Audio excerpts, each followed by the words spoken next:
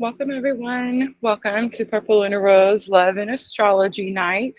So, tonight I'm going to talk to you about that second Virgo new moon in that critical 29 degrees. I'm going to tell you what that energy is going to bring in for us. I'm going to go over all the rising signs so you can see how it's going to impact you personally. Guys, please remember we are multi streaming, so we're on Facebook, YouTube, and Twitch tonight. I am going to offer some paid and mini, free and paid mini tarot and astrology readings. So grab your birth charts, get comfortable. I'm going to go over to my notes. I see that long commercial playing. Hopefully, it doesn't take too long and you guys can start to come in. But while that's happening, I'll grab my Virgo notes. Welcome, everyone. I'm starting to see people. All right, guys. So I have a video for you to watch. Welcome, Diana. While I go over Virgo new moon energy, guys, I feel like this new moon is like a full moon. It is eclipse energy, and that's probably why. But I have a lot of notes. If I could just get them to follow, thank you. I was starting to panic. To go over to let you know. So first, this is the second Virgo new moon. So you guys remember that we already talked about Virgo new moon. So this is the second, and it is. Um, I don't know how do we say it. It was a seasonal black moon, I believe is what it is. Also a solar eclipse. So a solar eclipse. This is actually a partial solar eclipse, and occurs when the moon passes between the Earth and the Sun, and it partially obscures the Sun's image for us on Earth. So on September 21st, the eclipse is going to be a deep partial eclipse. It is visible.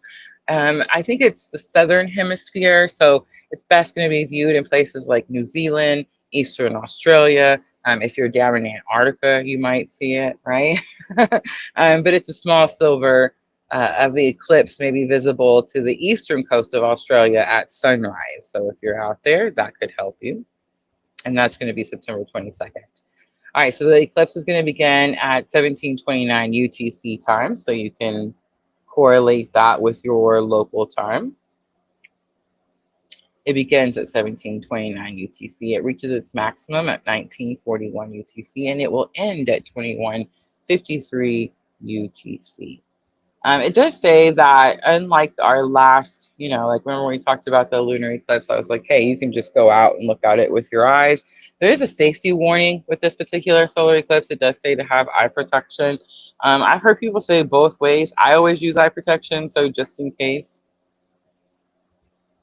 A few things I want to go over this particular new moon that I feel like this is the part where I feel like it sticks out a lot like a full moon. Vanessa, Starleva, welcome, ladies. Welcome, welcome.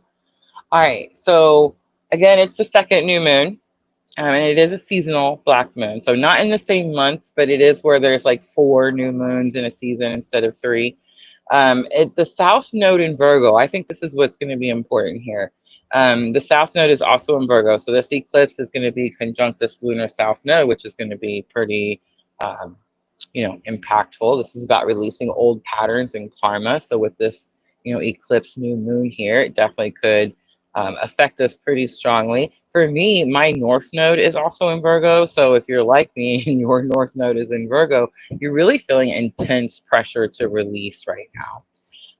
This new moon is also in opposition to Saturn and Neptune. And guys, I'm offering an astrology reading with that tonight. So if you guys really want to dive deep, Saturn is going to, with this particular square, Saturn is going to show you on your own personal chart, like what it is that you have to do, like what it is that you're being called to do. And Neptune is going to show you like what's stopping you, what's causing you confusion at this time. So both of those planets are retrograde, and the eclipse is opposing both of those retrograde planets.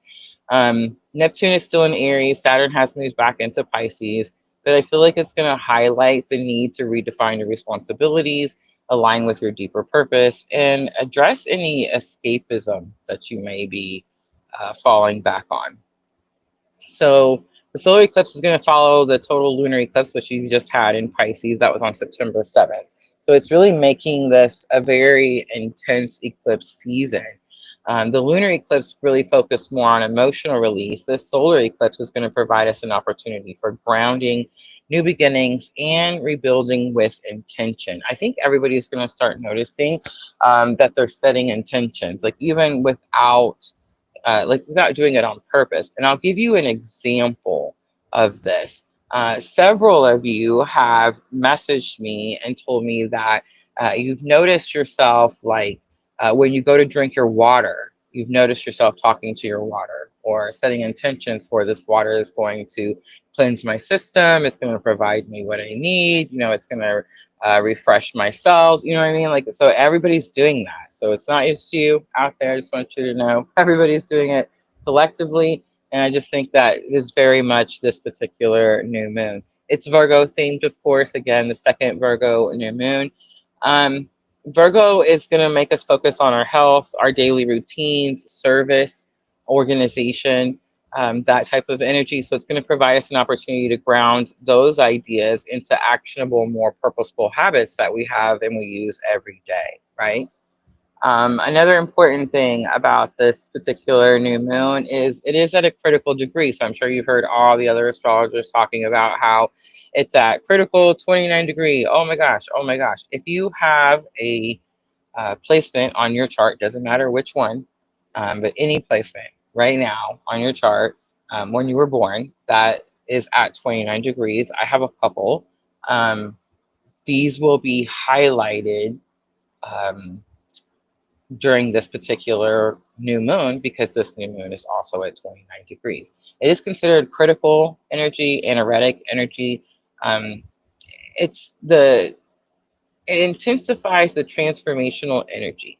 It can bring you a sense of urgency, make you feel like you have to deal with something right now, or make you close something out very quickly.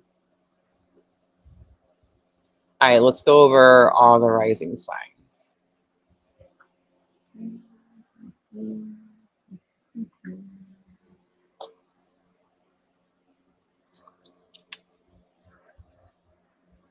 All right, I'm going to start with Aries rising. Okay, so if you're in Aries rising, and we have several here at PLR, the house and area of your life that is going to be impacted is the sixth house, which is, again, daily routines, health and service and work. The main energy is a call to order. Your daily habits are under review at this time. Your biggest challenge is going to be impatience. You could be seeing routines as a chore. So, how you can win with this energy? Become the healthy anchor, overcome by creating a healing routine, meal prep, nature walks, organize any shared space, harvest the energy by seeing every act of service as a loving prayer for your union. All right, if you're a Taurus rising, ooh, Sherry says I have 28 and 29. Tiona, welcome. Okay, so if you're a Taurus rising, fifth house, creativity, romance, pleasure, children. That's what's being impacted. So the main energy here is purifying your joy and creative expression. It's going to be a time to release drama, any performative love energy for something that's more authentic and soul deep. Your biggest challenge is going to be creative blockages of fear or expressing your true playful self. Um, how to overcome is going to be any type of co-creating, go out on a date, um, harvest the energy by being more mindful and devoted to the energy of joy. All right, Gemini rising. If you're a Gemini rising, the house that's impacted is fourth house, so that's home, family, roots. So your main energy is healing ancestral and emotional roots with this energy. Biggest challenge is going to be nervous energy at home or even family patterns resurfacing, old family patterns resurfacing, feeling insecure in your foundation at this time. So you want to build a sacred sanctuary. You want to cleanse your home space Any type of peaceful rituals, healing rituals could be helpful at this time. You want to harvest the energy by making your home a true refuge. All right, Cancer rising. Cancer rising is me. Who else is Cancer rising? Kalita. So she has 28 degrees. All right, so if you're Cancer rising, it's third house. Communication, your mind, siblings, also local community. The main energy here for Cancer rising with the second Virgo new moon at the critical 29 degrees is going to be a mental detox. Your thoughts and words are being upgraded at this time. I've noticed that myself. Time to release any type of gossiping, negative self-talk, and any mental clutter. So I haven't been allowed to gossip for quite some time. I get in trouble every time I do gossip. Like I can feel spirit, like, smacking me kind of on the back of the head, like, hey, what are you doing? And we have free will, right? So I'm like, hey, I'm just expressing a fact. Like I'm just telling somebody what happened. Like I'm not, not lying, right? Like it happened. So I feel like I should be able to talk about it. But sometimes it's like I add shit that I don't really need to. It's funny because like on this particular path that I'm on here, it's like sometimes I talk about my personal journey because I want to, not because spirit told me to, right? But sometimes when spirit wants me to, I'm like, oh no, I don't want to talk about that, right? Negative self-talk. Who struggles with negative self-talk? Oh my gosh, this is like the worst for me. But I've noticed a change in that. Like I've noticed, and I won't say that like I've stopped talking negatively to myself, but I will say that like I start catching myself doing it more often. If you can catch yourself doing it, you can stop, right? And you can replace those negative thoughts with positive ones, right? If you don't catch yourself doing it, then you're just doing it, right? So I feel like at least there's some progress there. Mental clutter, what I've noticed with that, so again, I'm just elaborating because I'm a Cancer rising, but mental clutter for me has been any type of clutter, any type of clutter. Like right now, I'm in trouble because my car's not clean and organized. But really, since that first Virgo new moon, any type of clutter, that's anywhere. Your desk, your closet, your bathroom, under your bed, your dresser drawers. Um, your friends, your friends, work situations, but it can be people, places, things, right? Um, Third house for us, and this is for this particular new moon in general, but Cancer rising, third house, it's mental clutter. So for me, what I've noticed is everything's had to be organized. People have had to get out. You know what I mean? Spirit has really been having me focus on, uh, I don't know, like sacred time, one-on-one time, just me and spirit time, meditation time, that type of thing. I feel like I've noticed that since the first Virgo new moon. All right, so again, if you're Cancer rising like me, biggest challenge is going to be overthinking the connection, miscommunication through a critical lens. So I can, and here's one of those moments where spirit's like, you should talk about that. I'm like, yeah, we're gonna pass on that. But I have been overthinking my connection, spiritual awakening connection. I did have something happen today that was pretty significant. Not quite ready to talk about it just yet. Um, but I feel like it cleared up a lot of the overthinking that I was experiencing, so that it could be something that might come up. So if you're Cancer rising and you feel like you've been overthinking your connection, like, am I really on this journey? Is it even really this person? Like, why is this happening? Why do I see these things? That kind of stuff. Like, you could get some type of confirmation, um, you know, before the 21st when the second Virgo new moon comes in. All right, so Cancer rising, how to win. Speak your truth with loving precision. Overcome by having that clarifying, gentle conversation. Um, Write love letters. Practice mindful listening. Harvest the energy by aligning every word with your heart. Cancer rising. All right, if you're a Leo rising, this is going to impact your second house, values, income, self-worth, resources. The main energy here, it's a deep audit of what you truly value. For Leo rising, biggest challenge is going to be tying your worth to the connections or financial anxieties that are blocking your flow. Um, it's going to be important that you know what your value is, your spiritual value, your divine value.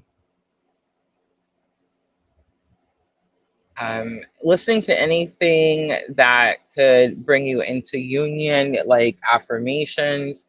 What are those things that I'm hearing? Give me just a second. I gotta be quiet. Subliminal messages. That could be helpful as well. Leo rising. Thank you, Spirit. Um, the best way you're going to be able to harvest the second Virgo new moon is going to be by seeing your twin journey as your greatest treasure and investing in anything that brings you firm foundation, security. Virgo rising. So if you're a Virgo rising, this Virgo new moon is kicking your butt, right? I bet the first one was fun, and the second one's like, oh my God. Um, so the first house is, of course, the house of self, your identity, your body, your appearance in general, really. Jenna, welcome. Sherry says, my car is so bad. Mine too, girl, mine too. I'm getting in trouble for it too because I was supposed to do it like a long time ago. But let's just keep going. All right, so first house, Virgo rising. The main energy here is this is your rebirth. So you're shedding old skin, which is the hard part, right? It's the old skin of the helper or the critic, and you're stepping into a more wholeness energy. Your biggest challenge is going to be being overly critical of yourself, which is actually pretty common for anyone who's a Virgo rising. Projecting that onto others around you, especially counterpart energy if you're on the same type of spiritual awakening journey that I'm on. Also, analysis paralysis could be a big deal for you as well. I experienced this myself. Like we talked about analysis paralysis at the end of August when I was talking about the September transits. Like when we were preparing for September, I was like, when we were preparing for the first Virgo new moon, we talked about analysis paralysis. It's so funny how like spirits like here, we need to come out here and talk about this stuff. This is what I want you to learn. This is what I want you to share. And then, I go get the information. I read the information. I learn the information. I just don't retain the information. You see the problem? Because I come out here, we talk about it. Like we talked about in the analysis paralysis. I know every bit of 5 different lives. You know what I mean? And then who experiences analysis paralysis? I do, like 3 different times. I'm just saying, like, what? Anybody else? Anybody else experience the analysis paralysis? It's where you're overthinking, right? Like you're putting way too much thought into whatever you're trying to decide, and then you end up not making any decision at all. You end up not doing something. I've been working on 3 different journals. Um, my newest thing is going to be somatic therapy. Have you guys heard of somatic therapy? Um, so I've done the talk therapy, right? I've talked to myself till I was blue in the face. Um, I've done the shadow work. I've talked to my inner self till we were both blue in the face. Um, all right. So you know what's next? If anybody was wondering what's next after talk therapy, shadow work, somatic therapy, guys. That's what's next. That's where you actually get to put like physical action, practical action. We're not just talking about it anymore. We're actually like doing something about the things, right? So I've been working on 3 different journals. You know me, how I love the journals, right? Um, and I can't. I just, it's like I'm taking too long to get them done because I can't decide on basic you know, things like, you know, the cover, the font theme. I mean, it's crazy. It's like I'm way overthinking it, right? That's analysis paralysis. So here's how to win. Embrace the beautiful imperfections. Overcome by accepting yourself as you are in this very moment. A wellness makeover could be very powerful for you right now. And you can harvest this energy by realizing that you're already worthy of divine love. Virgo rising. All right, Libra rising.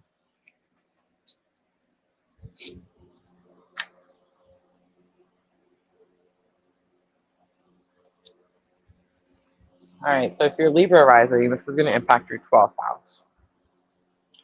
So this is your subconscious. This is about endings, spirituality, secrets, right? 12th house is secrets. So Libra rising, main energy, a profound spiritual release, letting go of hidden fears, past life karma, illusions of what partnerships should be. Your biggest challenge is fear of surrender or clinging to fantasy instead of reality. You're going to want to surrender, overcome through meditation, dream journaling, energy healing. You're going to release what's ending without fear. And you can harvest the second Virgo new moon energy by trusting the unseen divine plan of your union. Libra rising.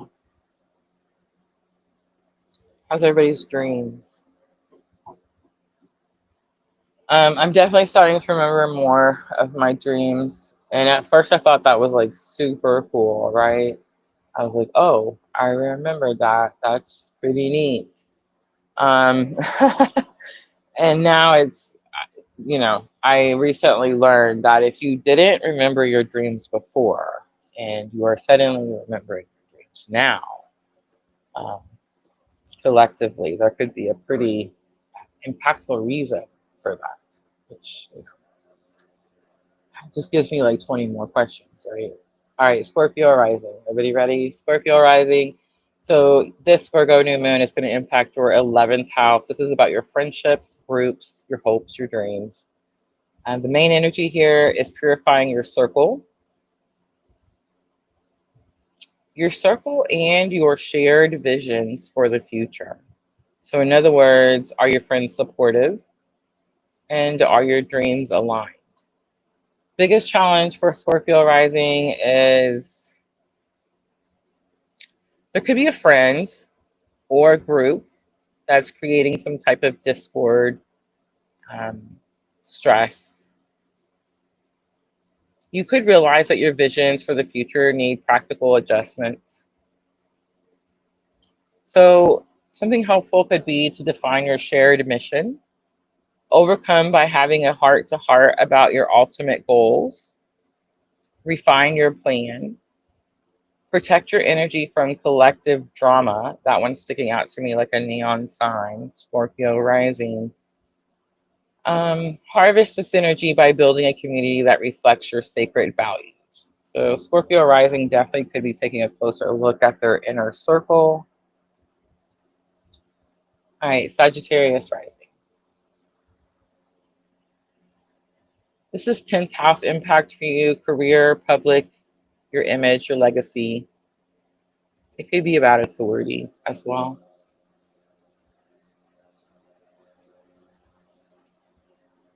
Um, Main energy is your public mission and your legacy is being redefined with the second Virgo new moon. How can you how can your energy how can your energy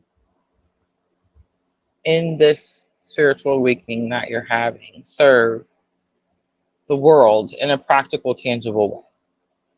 Your biggest challenge is feeling your spiritual connection is at odds with your career or your public duties. It just doesn't fit, it doesn't align. You could also fear being seen. So this new moon is going to help you step into your power. It's going to give you a guiding light. You want to overcome by integrating your spiritual beliefs into your work. See your relationships as a testament to the divine, and harvest the energy by building a legacy of service. Sagittarius rising.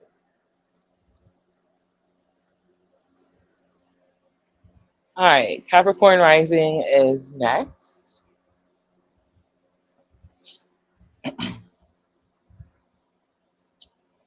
So, second Virgo new moon, September 21st, is going to impact your ninth house. This is your beliefs, your higher learning. This could be about travel or adventure.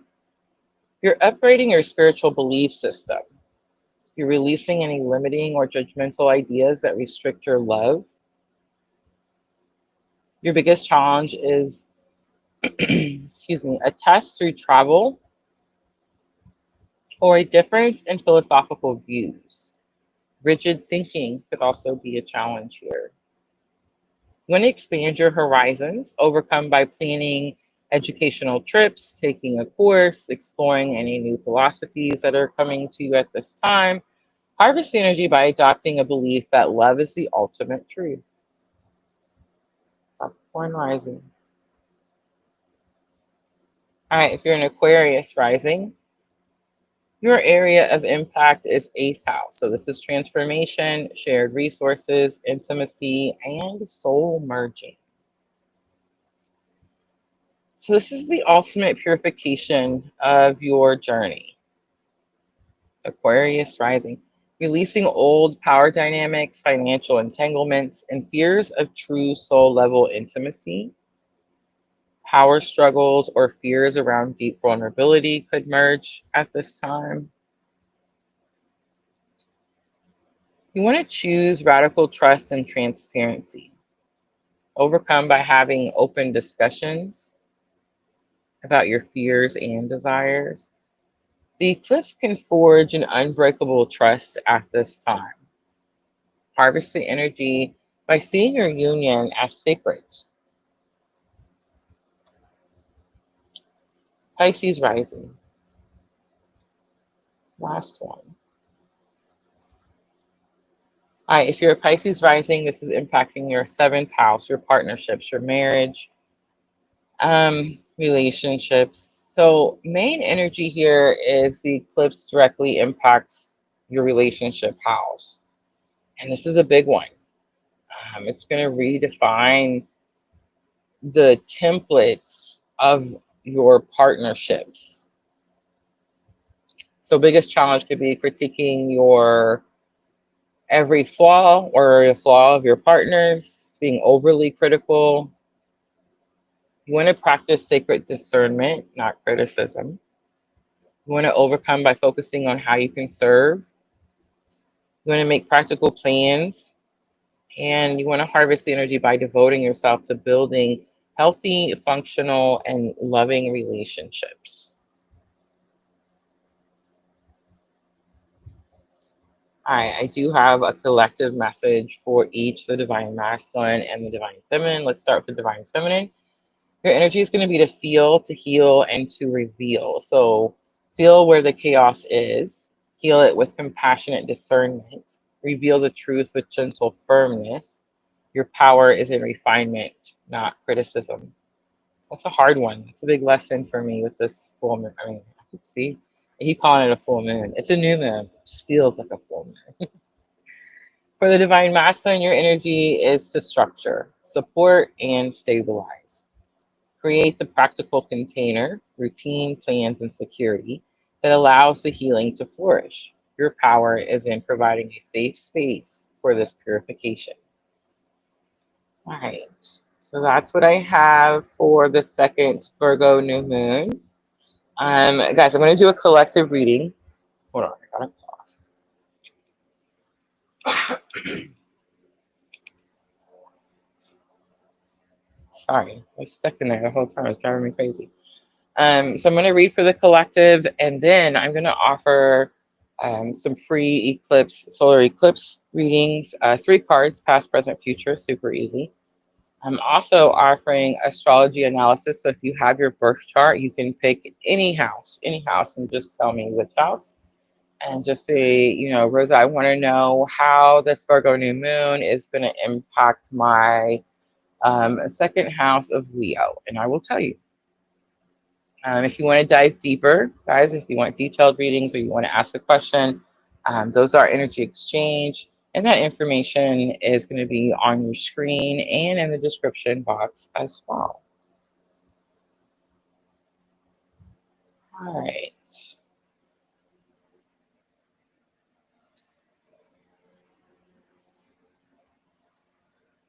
Jenna says, I've been updating my wardrobe. My wardrobe. Me too. Me too. I'm about to show you something new.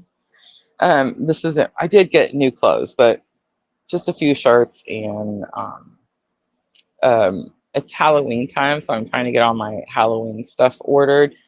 Um, Morgan, my daughter-in-law, she came up with the best idea for Halloween this year. We're doing Sleeping Beauty. If you guys know me, like I love Halloween. It's my favorite holiday. I like the themes, right? And so when she said Sleeping Beauty, I was like, oh my gosh. So of course, she's the princess. William, my son, is going to be Prince Charming. Carson is going to be Sleepy, and then I'm going to be, the mean queen witch, right? With my apple, so yeah, that's what we're doing for Halloween. So I thought that was pretty cool. So I've been hoarding my Halloween stuff. I got this purple like Shaw thing to wear. I thought was super pretty. Came in today. I got Halloween nails. Can you guys see them? I hope you can see them on there. Pumpkins and mummies and ghosts. I got some black ones. I don't normally do black nails, but I'm really liking the animal print. I'm at that age, y'all. I swear to goodness. Oh my god. But yeah. So I just got those because they were cute, not necessarily Halloween. But here's what I really, really wanted to show you guys. I got these cute little. Okay, so first, my ring. I don't know if you can see. I feel like the camera doesn't do it justice, but the black onyx, super cute. Love it. I actually had one of these before, but I lost it recently, and I was super sad about it. So I got me a new one. I feel like Sherry, didn't you tell me you had one of the moon ones? Okay, so here's my earrings. I want to show you. I haven't even opened them yet. I started to open the rings because I got so excited.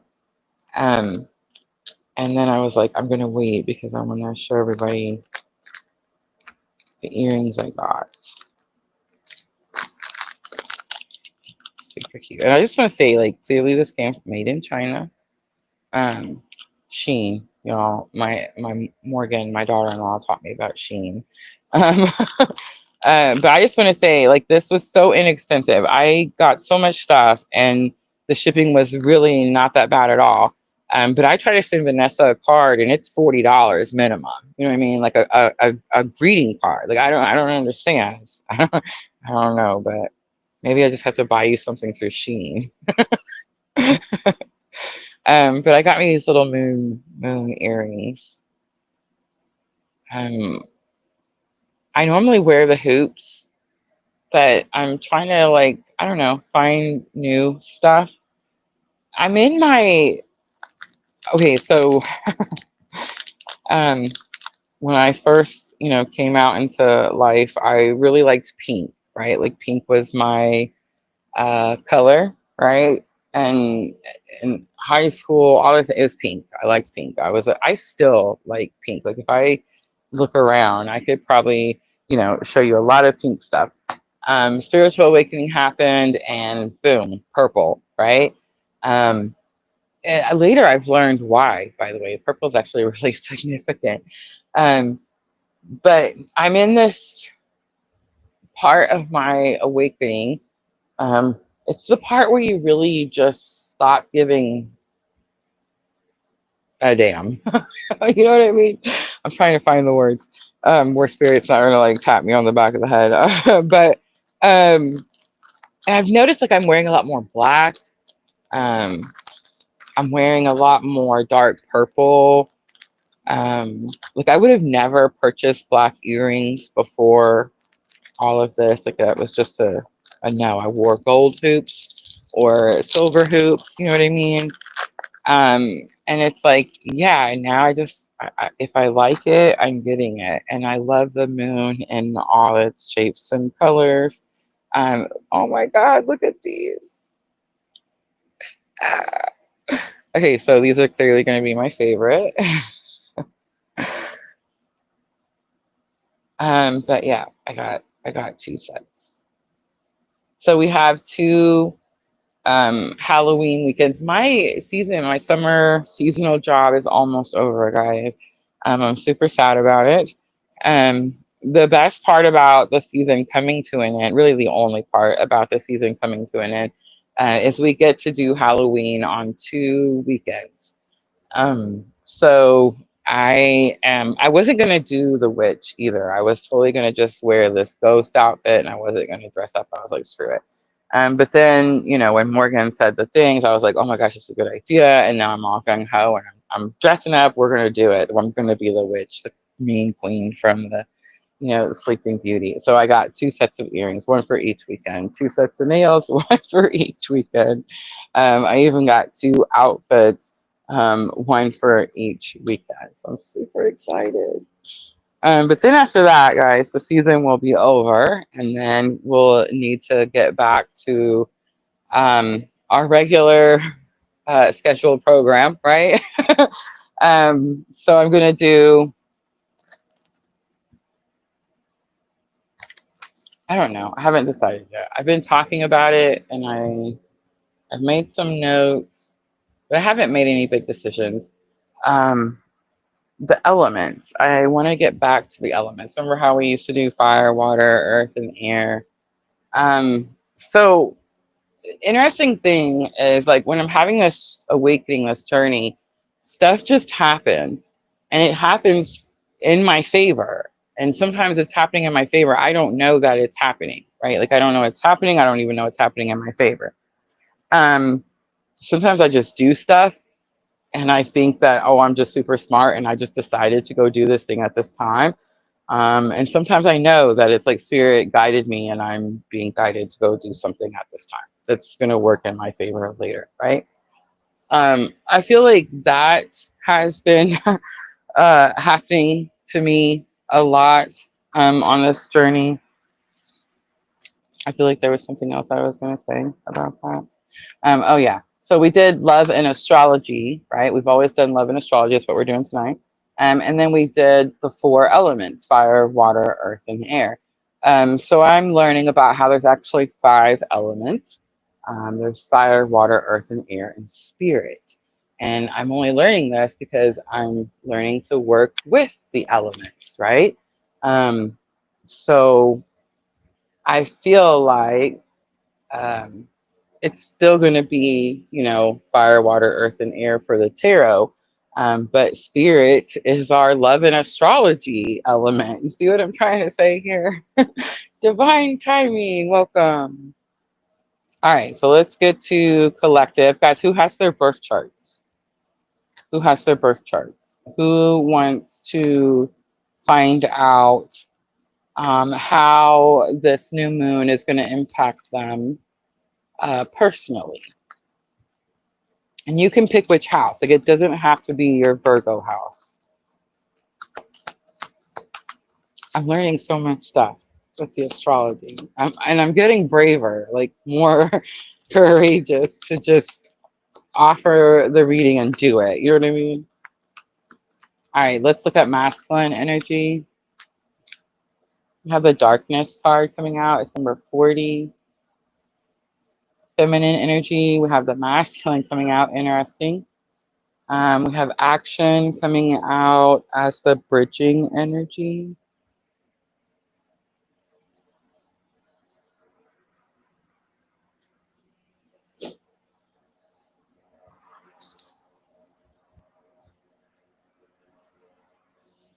I feel like I can go all day and not have any hot flashes, and then I turn these lights on, and it's like bam, bam, bam. I think it's another reason, like, I'm not in a big hurry to turn the camera on. You know what I mean? Like, yeah, no thanks. um,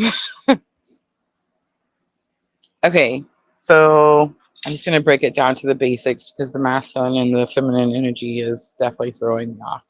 So, Queen of the Moon Oracle is what I'm using. The Darkness card is the masculine doing something on their own. It's interesting because I feel like they could have very recently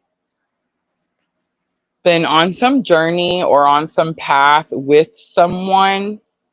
And it's like now they're finding themselves doing something on their own. Definitely this expectation that someone was going to be there with them, but definitely finding themselves. It seems surprising to them, like they didn't see it coming type of energy. Maybe like they had made plans. Hold on. Yeah, like maybe they had made plans to do something, I don't know, life with someone. But some things like fell through, something didn't work out, something's not how they expected, and they're finding themselves like facing something that they feared on their own. And it almost looks like there's like storms in the clouds ahead.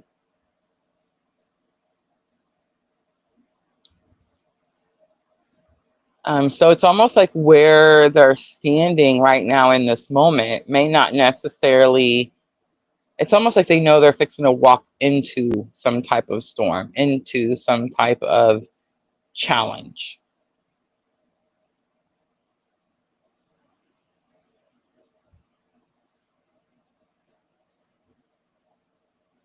Something about the tree that's sticking out to me as well.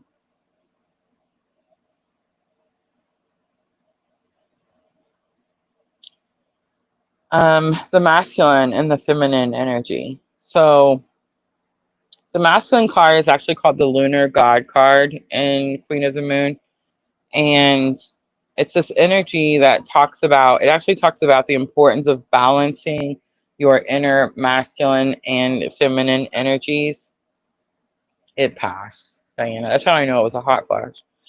Um, but I feel like, so for the divine feminine, there's something where you're, I want to say like you're learning to balance your masculine and feminine, but you already have been. You already have been. Maybe you're mastering something. Like, do I dare to say? But I mean, that's kind of, I think that's what I heard. Like, maybe you're mastering. This could be like inner balance. This is inner union. It could also just be an understanding of what inner union is. I have one of those special people. All right, so the action card is your bridging energy. So the action card is number 15. And it says that there could be something that's stagnant. This could just really just be about releasing something.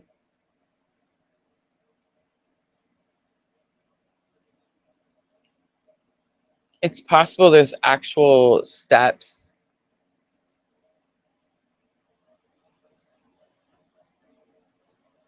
But in the Queen of the Moon Oracle, the action card and the release card and the pleasure card look really similar.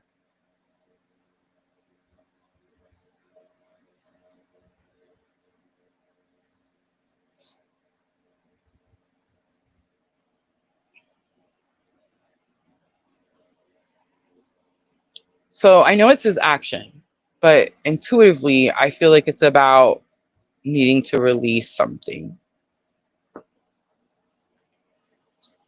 So bottom of the deck is the trust card.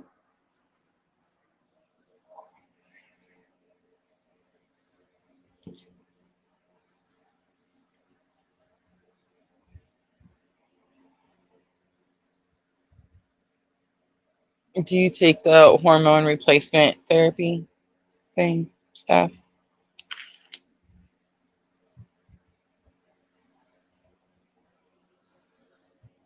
I'm definitely trying to do the all natural, right?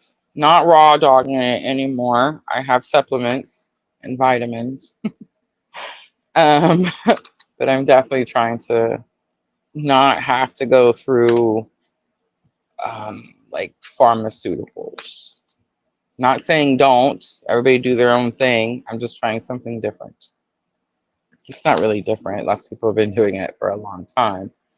Um, I don't know. I just feel like the medical, the pills just never worked for me. Like if it said that it was for pain, I was still in pain and I was throwing up. If it said it was going to, cure something, it did the opposite. Like I'm allergic to like one of those, I think it's Finagrin, and it's supposed to make you not sick, and it literally makes me puke. So it's like if it says it's going to do something, it does the opposite. So it's like my whole life I've just been trying to figure out like natural ways of doing stuff, and honestly menopause is no different.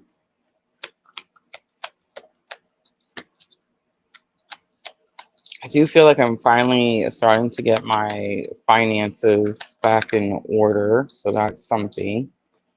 And I was able to like catch up and get all of my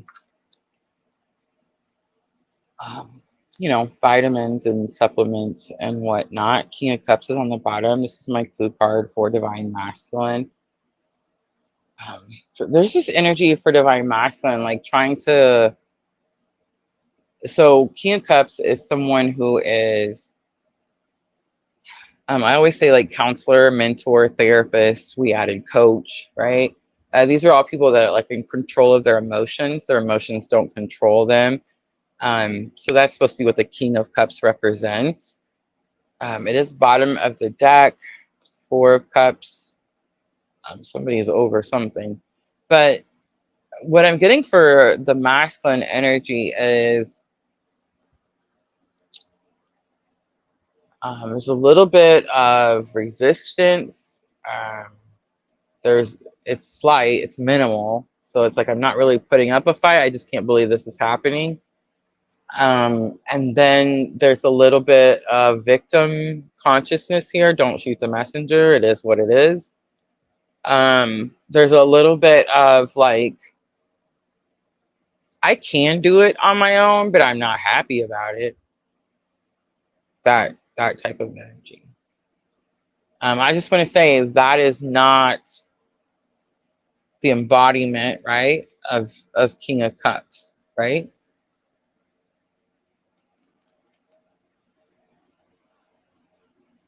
So there's something. It's almost like there's something that the feminine is mastering when it comes to balancing the masculine and feminine energy, and the masculine could have. I feel like the masculine was in this energy where they felt like they were doing that, but something has definitely like thrown them off. Like the path is not even, it's not balanced, something's happened, and now I'm having to like regroup is how I feel. Like that's what it's making me feel like. I have to regroup.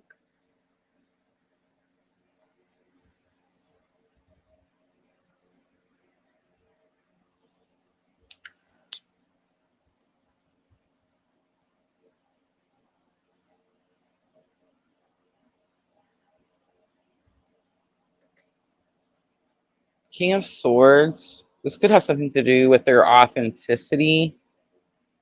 Okay. Um,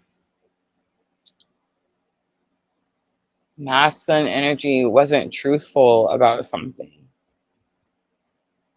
So they're being asked, the masculine energy is now being asked to, okay, sorry, so much coming in too fast. Okay, so I feel like the masculine energy could have been trying to portray like strength, courage, trying to portray something that they actually were in fear of or lack of. So it was inauthentic.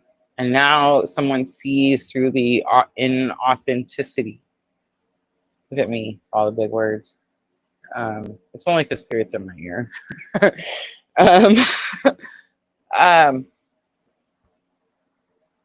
now it's this energy of, well, everybody knows now, right? So it's like, oh, well, whatever. So now, I don't know. The King of Swords is giving me it is what it is energy, very strong. All right, with the masculine card coming out for the feminine, we have the Hanged Man. Ooh, divine feminine. Um, are you mastering? Are you moving from the head space to the heart space? I feel like it's possible some of you are, but is it possible that some of us are stuck in the headspace and thinking about divine masculine, maybe even obsessing, obsessive thoughts? I heard the word obsessive thoughts when I turned the Hanged One over. Again, something happened to me today, something huge. I don't want to talk about it. I don't know. Maybe tomorrow, the next day, who knows? I just don't want to talk about it right now. And it definitely has had me like all of a sudden thinking about like old shit. You know what I mean? Old people, like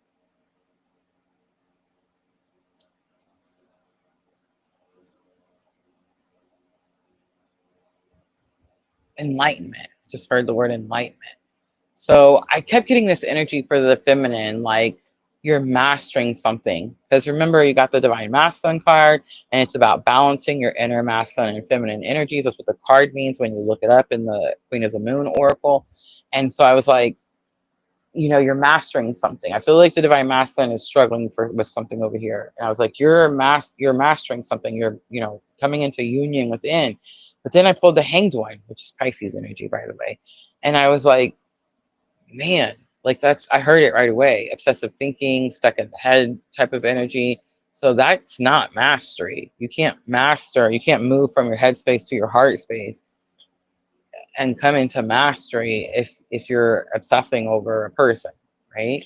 So then I was like, well, that can't be. I think it's also the Hanged Man is also enlightenment. I think that you saw something. I saw something today, y'all. I saw something today that again, I don't want to talk about it. It relieved me. It gave me relief in my own journey. When we're in separation, um, when we're running, right? It's like we each are thinking like worst case scenario. Does that make sense? So for those of you that have like physical counterparts, when you're in physical separation, you're both thinking worst case scenarios. So then the universe does something to show you how wrong you are, right? And then you just feel relieved. You just feel like, oh my gosh, like that had been weighing heavy on me for a long time. Several months to be exact. And it's not weighing heavy on me anymore. I'm not saying like it's all gone, healed, everything's better. It's just not as bad as I thought it was, right? So divine feminine, you could be dealing with a Pisces. If not, if you resonate a lot with divine feminine energy, I would look on your chart where is Pisces, because we did just have that Pisces full moon, which was the lunar eclipse on the 7th. All right, let's look at the action card. Four of Wands comes out. That's the action. It's union. It's definitely union. That's the hard part about this journey is this whole journey is about your inner masculine and feminine energies. But so many of us have what we call counterpart energies. I heard somebody call a counterpart energy a catalyst. I thought that was interesting. Which is kind of like, remember when I first started PLR, I was like, your twin flame will catapult you. It's like a catapult. Like that's all I could think of in my head. Um, but that's what it feels like, right? Like it's thrown across the universe, and all of a sudden, bam, you're awake. The Four of Wands is 1111. Of course, it's from foundation, financial security, which is what we're all manifesting. Um, and then, of course, it's union. So that's the action. That is our bridging energy. So that tells me that right now everybody feels called to union. Everybody feels called to balance their inner masculine and feminine energies. Um, everybody is feeling called to alignment. I hear Carson. He's up late. He's mad that Nana has her door shut. I'm sorry, y'all. I feel so bad when I make him cry too. Like, it makes me sad. The moon is on the bottom, so big confirmation there. All right, I am going to pull some messages tonight. I haven't done messages in like, I don't know how long. It's because I avoid them. I want y'all to know that I avoid them in real life as well. In real life, listen to me. In the 3D as well. So for those of you that experience telepathy, um, did you just hear me say that I avoid that in the 3D as well? I know you're probably wondering, like, how do you do that, Rosa? Message me and I'll let you know. All right, first one to come out. Only those who care about you can hear you when you're quiet. I'm trying to send you a message in your dreams. Remember at the beginning of the live, I asked everybody, how's your dreams? Why should I care or think that you care or that either of us care? This was summer of 2023. That's when I was having Kundalini activation. And these two are 3D messages. This is a higher self message. All right. Divine feminine to divine masculine. Don't give your credit away to anyone. I don't know what you mean, and I'll try. You haven't called me is on the bottom.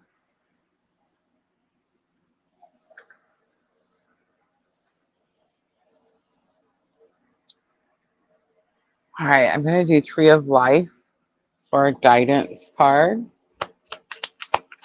I think Divine Feminine may feel like Divine Masculine is not giving themselves enough credit. That could be the negative self-talk coming into play. I think there could be confusion as to what's real, what's not real, but that's kind of funny to say in this particular type of spiritual awakening journey, right? The thing that's sticking out to me, and I'll try, is the 11, which is weird.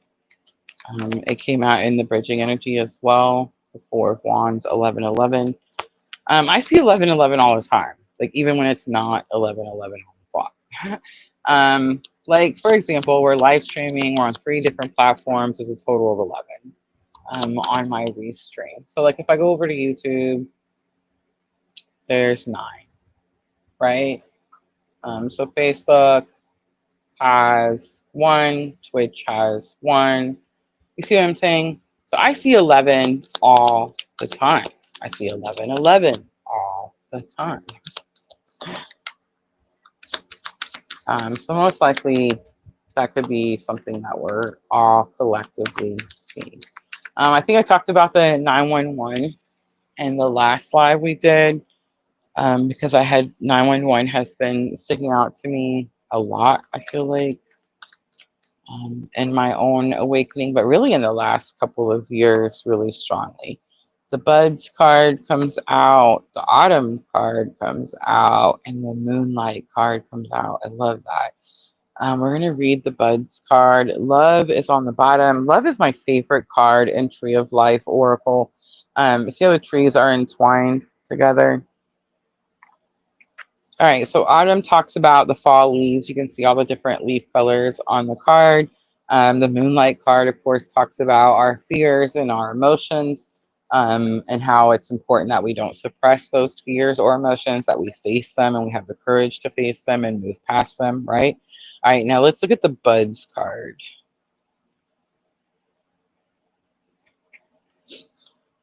It is on...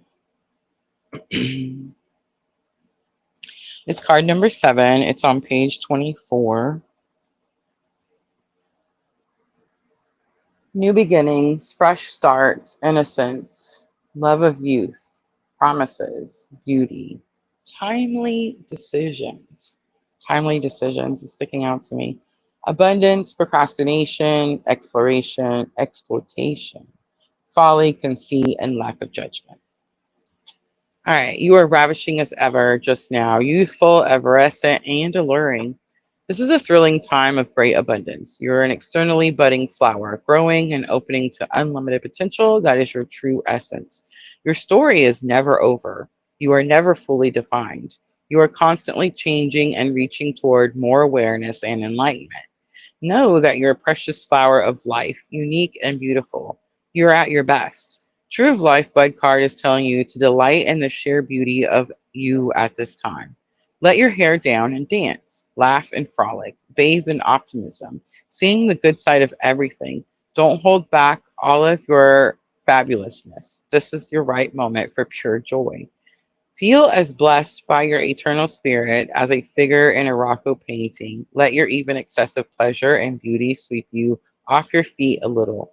Another aspect of the Tree of Life Buds card is to remember that while you're very attractive to others at this time, shimmering with thrill of love, it's important to take care. In new relationships and projects, nurse and care for the tender details. Spring buds need protection and good timing ideas, and then good timing and ideas can fully bloom. This is also a reminder to avoid too much folly to the point of poor judgment, even while you celebrate the essence of beauty and joy and invite others to celebrate with you. Now is also not the time to procrastinate. You can focus on what must be done and have a good time too. Bud card validates your need to preen a little, but too much self involvement can lead to regrets. Allow yourself to feel fertile as you are tenderly developing yourself and your ideas. Nurture yourself well while keeping a good sense of fairness and be aware that conceit and exploitation can crush things in the early stages of development. You're so desirable just now, you may be very tempting to devour. So surround yourself with fun loving people who are not just using you and keep your delicate petals safe. Super energy, right? Super weird energy. It felt very like new romance and very like don't jump the gun, protect yourself type of energy. And then, of course, we see in union. So some of us could be experiencing union or reunion, right, at this time. All right, I'm going to clean up really quickly, guys, and then we're going to jump to those free and paid mini readings. I'm going to take my mic off because I don't want to be attached to the cord. Let me know, ladies. Sound is still okay?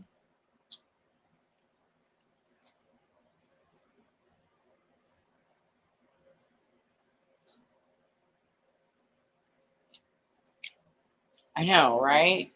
Rosa, what are you talking about? I don't know. I don't know, but when it happens, come back and tell me.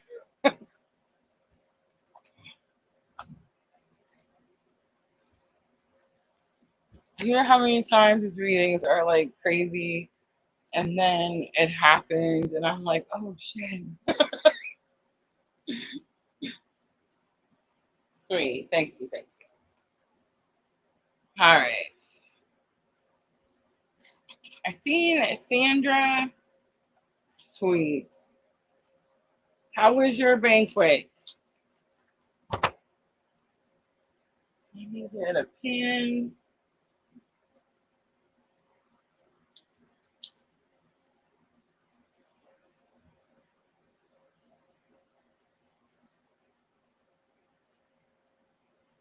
No worries, Star Lover.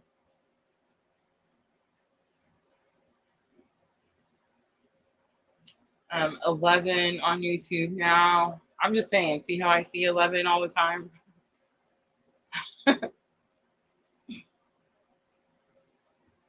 I see it on license plates, receipt numbers, all the time, everything. Do you guys see the number synchronicities that often, like everywhere, all the time? And it's not just number synchronicities. Okay, so remember, synchronicities are like the way the universe shows you that you're in alignment, like you're exactly where you're supposed to be, like what's happening is supposed to be happening, right?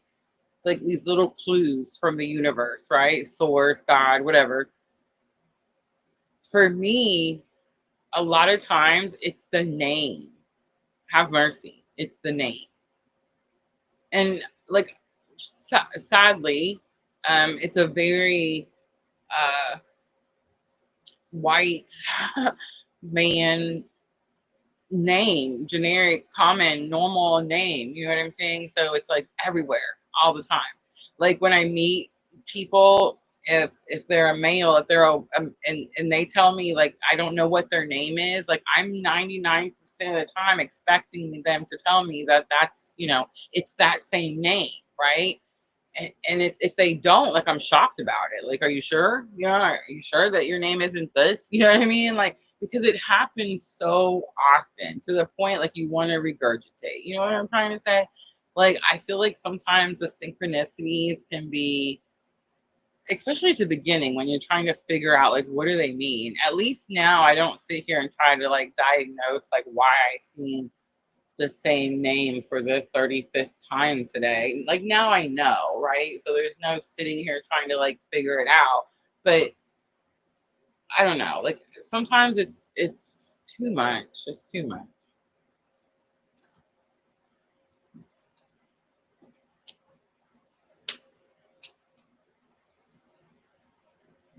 I love it. Vanessa says yes, she does too. Tiona. Okay, let's make a list. Let's make a list, ladies. Let me know. So if you want to do a 3-card spread for the second critical Virgo new moon, let me know. Just put reading in the chat. If you want to do an astrology analysis, in other words, you have your birth chart with you, and you want to know how a specific house on your chart will be impacted by this new moon, I'm prepared to do that as well. So just put birth chart, right? But let's make a list so I know I can kind of keep along. She says, my twin flame's name is Adam, so I know that feeling. It's a popular name. Yes, that is a popular name. But yeah, I mean, not same name, but very similar to that. Like very, yeah, general, generic. Have mercy.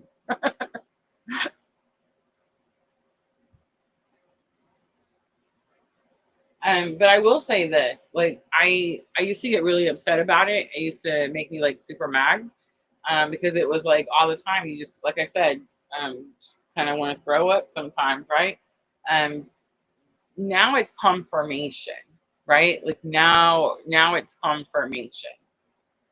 Kalita, welcome. It says Tarlova says she always sees 22. Yes. So look, I've then gotten into like had a whole other relationship, you know what I'm saying, since then. Um, so the synchronicities never changed, right? And you know how you always hear people, I've always heard people talk about like free will and walk-ins and like replacement people and like all this kind of stuff. But I've also, since the beginning of this journey, heard that it was never about the person, it's about the purpose. So if that's the case, then it's like, why would we have walk-ins or like replacement, anything? Like if it's never about that person and it was always about the purpose of it happening, then why would we need any type of walk-ins or replacements, right?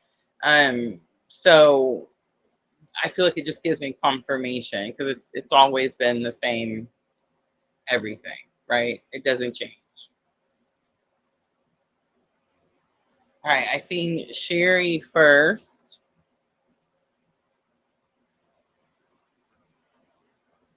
And Jenna. So this will be for tarot. Sandra. Diana. Are you guys feeling the new moon already? I feel like pretty much collectively we feel our stuff about a week early. Do you guys agree with that? Like it comes about 5 to 7 days before the actual date. Starlova,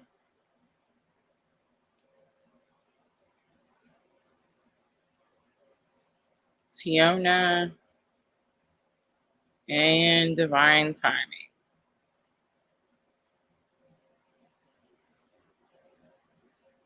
All right, let's close that list.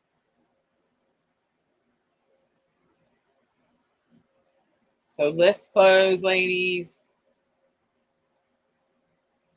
But if you're on the list already,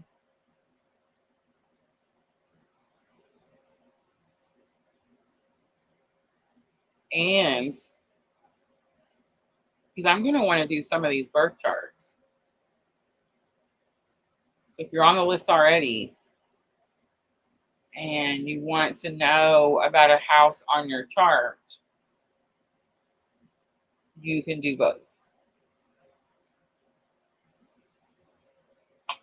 Oh, I'm so jelly, Sandra. I want to learn how to cut hair.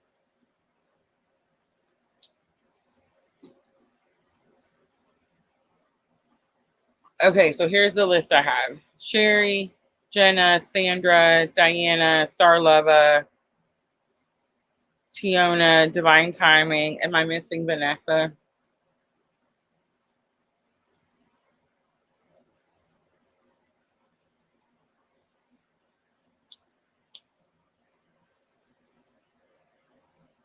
You want birth chart?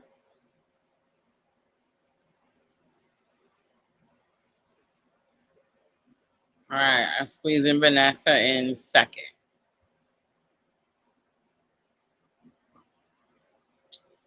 She wants to know, Sherry wants to know about 12th house.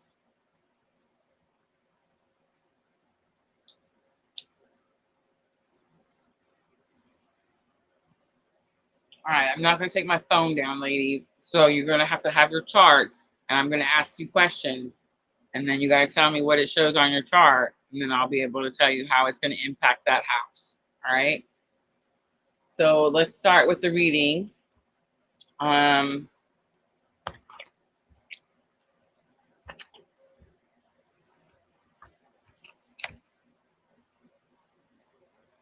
So I'll do a past, present, future, and then with tarot, and then I'll pull you a Queen of the Moon for guidance. All right, so Sherry is first.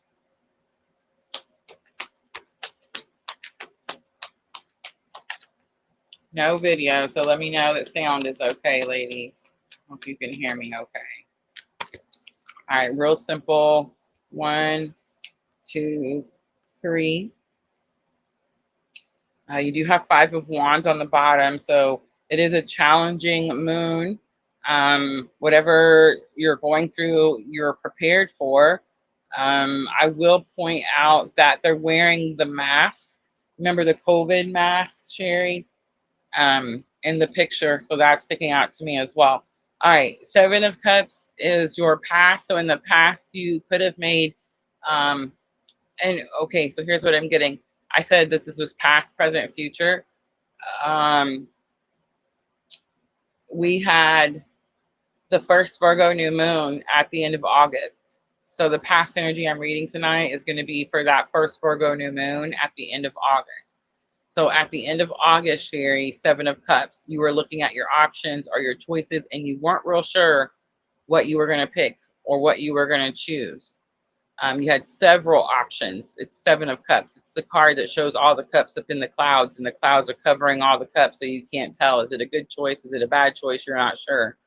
And then presently, you have six of Swords.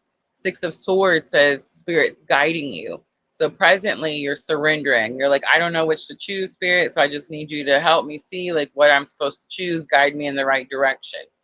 Future energy, Spirit guides you to 2 of Cups.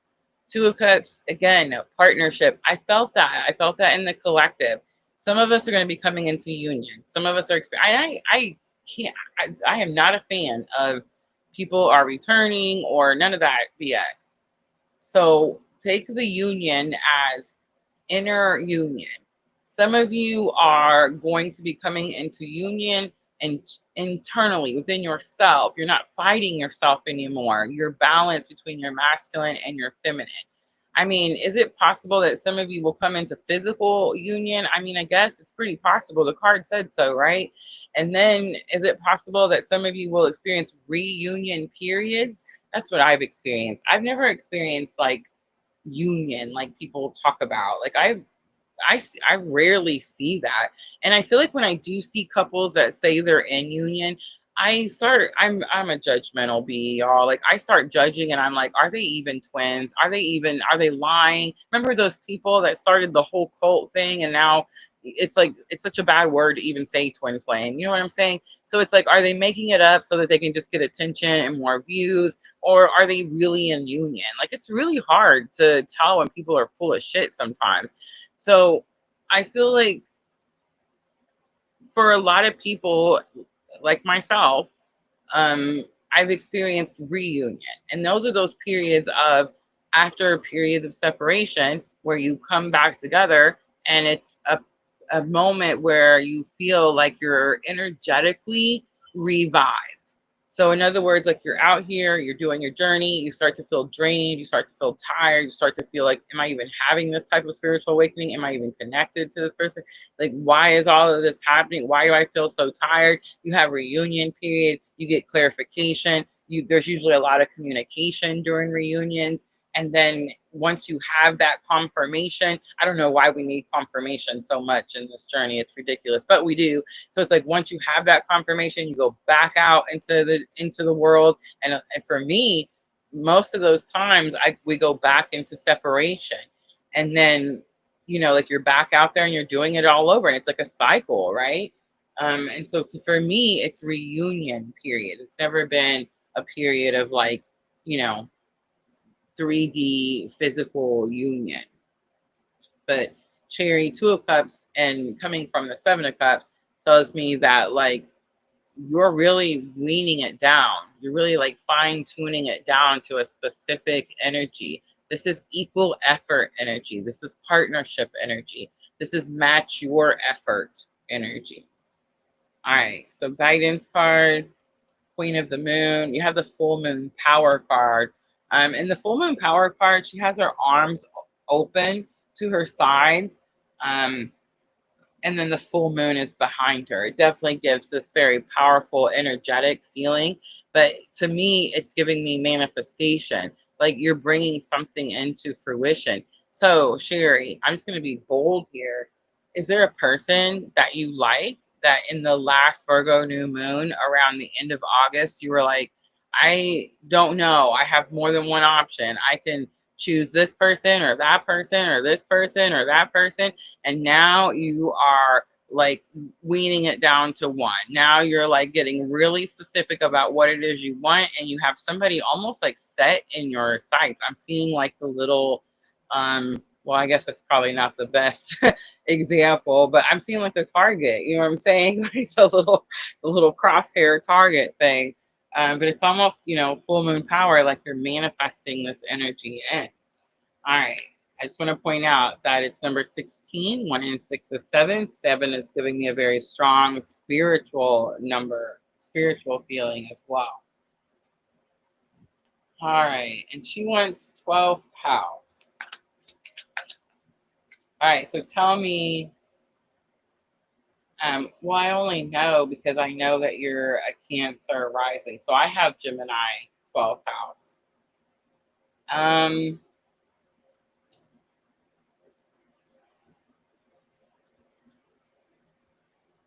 This is easy. Are you ready? Okay, so Sherry's 12th house.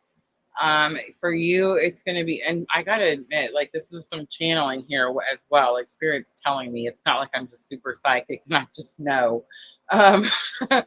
Um, some things are factual. Like, for example, 12th house is about your subconscious. It's also about spiritual things. It's also about secrets, things that you keep hidden, that type of energy. So I just asked Spirit, like, which one is it? It's the subconscious and secrets. There's something that you're hiding, and you could be hiding it subconsciously.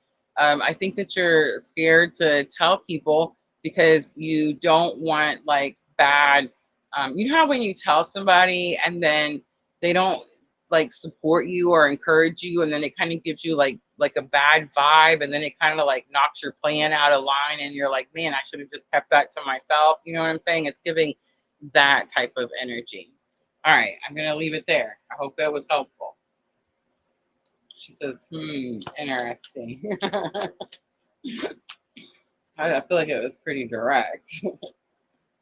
I just want to point out, Gemini is the sign of the twin, so I mean, there's that too. Jose Alvarez. Yes, guys, please make sure to hit that thumbs up button for me. Okay, next on the list was Vanessa. Vanessa, say hi to me in the comments. Remind me if you wanted me to look at a certain house on your chart.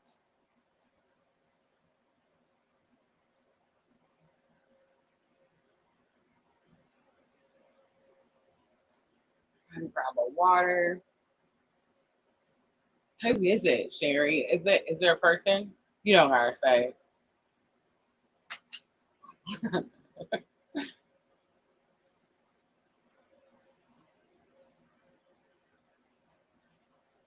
Parson is still up, y'all. He is raising havoc. He's got 4 teeth. 4 teeth, you guys. 4 teeth came in, all up top.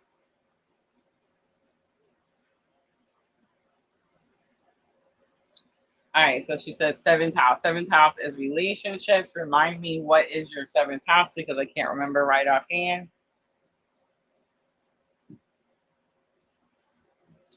She says, no, not yet. It's so weird because it was so direct.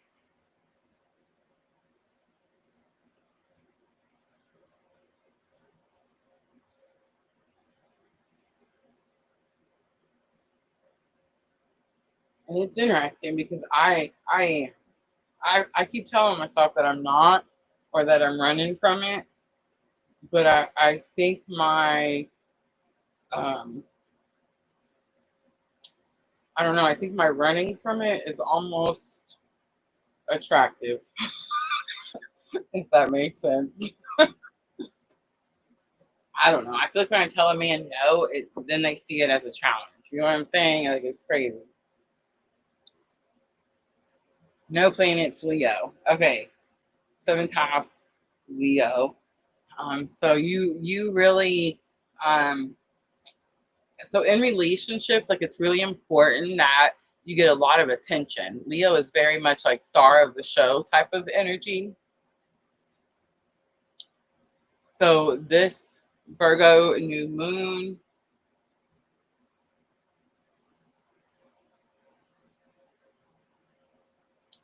seventh house, relationships, Leo, passion.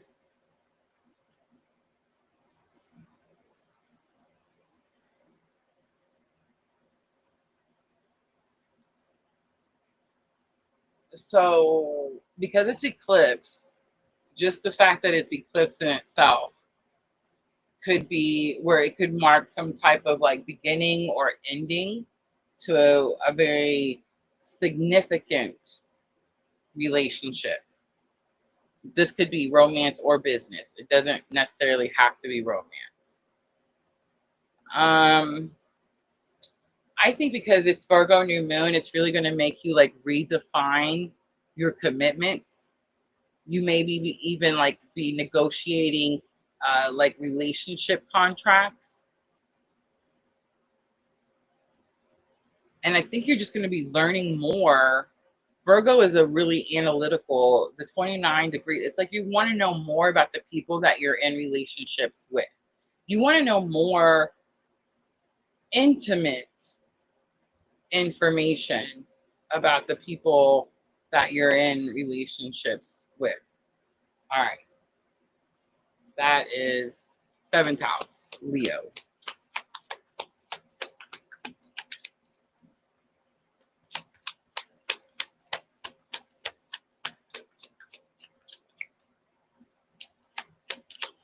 She said no planets. I'm glad you brought that up. A lot of people think that because you don't have planets in your chart or like in a certain house, then you don't have to worry about that house.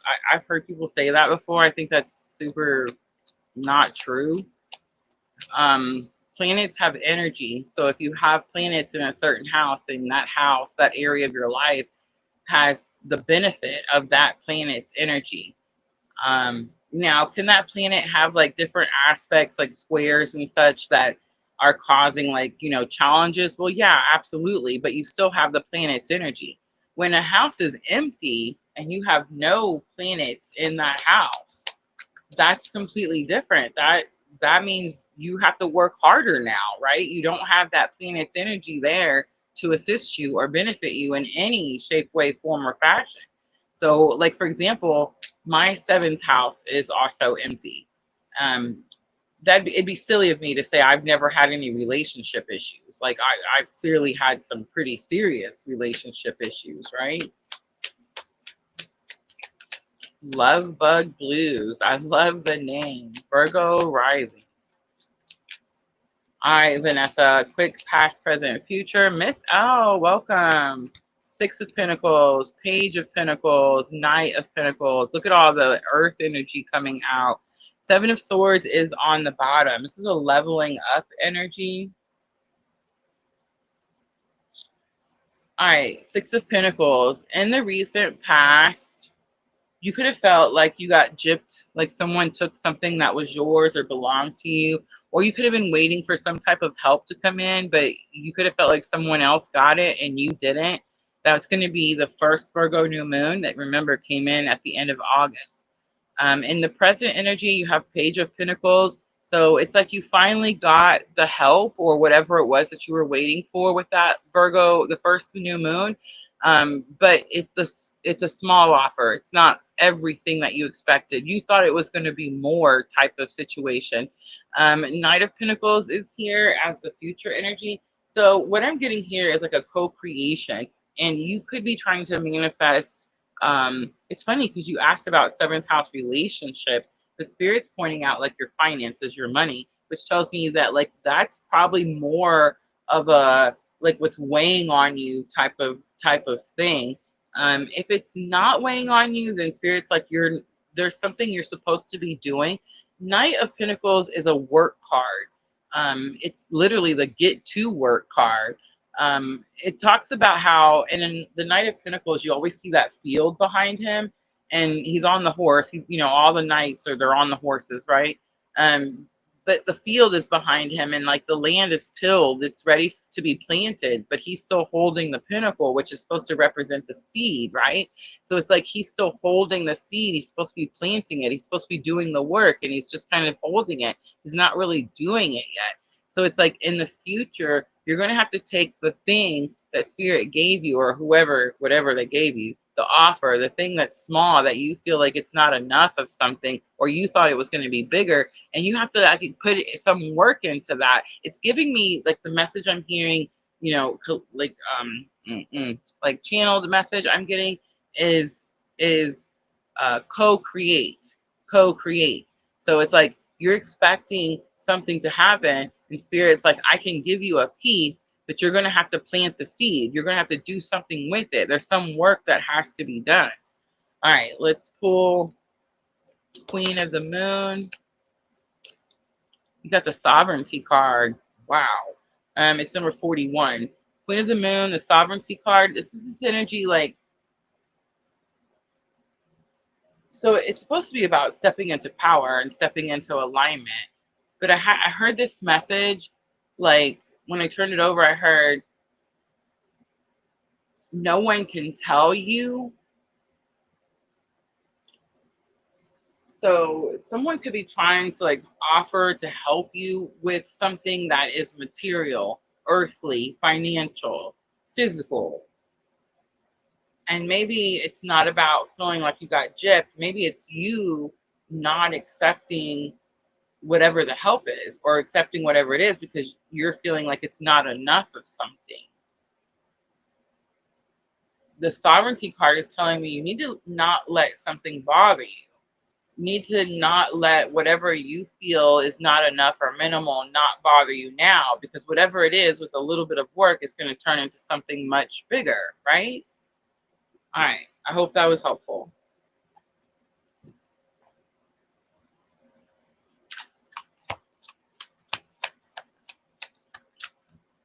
All right. Jenna, say hi to me in the comments. And if you want to do astrology analysis for a house, let me know which house. Guys, the free list is closed. Do please stick around. It's very possible Spirit drew you for a reason, and you could hear a message, something that could be helpful.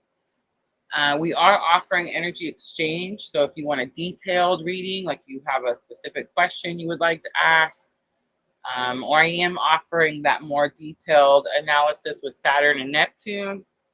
All of those links will be in the description box.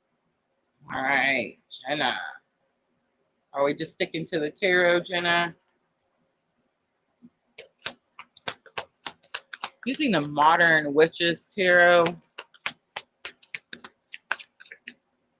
Let's do a quick past, present, future. And they're not donations. They're $10 readings. $10 readings. They do have to be to my Cash App or my PayPal. And if you're watching on YouTube, you can just click on the description. Maybe the moderator ladies could share a link. All right, the Hierophant comes out, Jenna, Taurus energy. The Eight of Pentacles comes out, more Earth energy. And Judgment comes out, strong Scorpio energy. It's your calling. You do have Knight of Wands on the bottom. Knight of Wands is Spirit saying that you need to get excited about something. Like Spirit wants you to be excited, passionate, ready to move. How many of you feel like things have been kind of stagnant or slow, like oddly so? I don't know about you guys, but like I get antsy. I have all that Aries energy and I just can't sit still. And I definitely have been getting the lesson that when Spirit has us sitting still, it's really important that we do just that, because those could be times of rest and restoration, as we're preparing ourselves for a busier time, right? Does that make sense? It's kind of what I'm getting here, Jenna.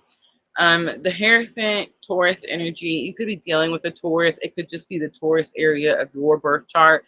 This is about spiritual beliefs, higher learning.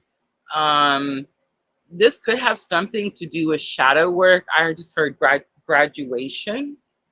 So you could have been working on shadow work in your recent past, and you could have definitely leveled up in some way. Eight of Pentacles says right now you're really focused and you're really dedicated. You're really committed to something. And then Judgment is your future. And I feel like that's what you're committed to, because Judgment is that card where you see the angel in the sky blowing the trumpet and all the people down on the earth with their arms up, and this energy of surrender, right? So it's like, I feel like this new moon, there's something about like your spiritual practices, your daily practices. I know that here lately I've been getting out of my, I almost said laziness, but it's not, again, it's not laziness. We have to stop talking about ourselves that way. It's just this downtime, this slow, like restorative time, like we're supposed to be restoring ourselves, like replenishing ourselves, right?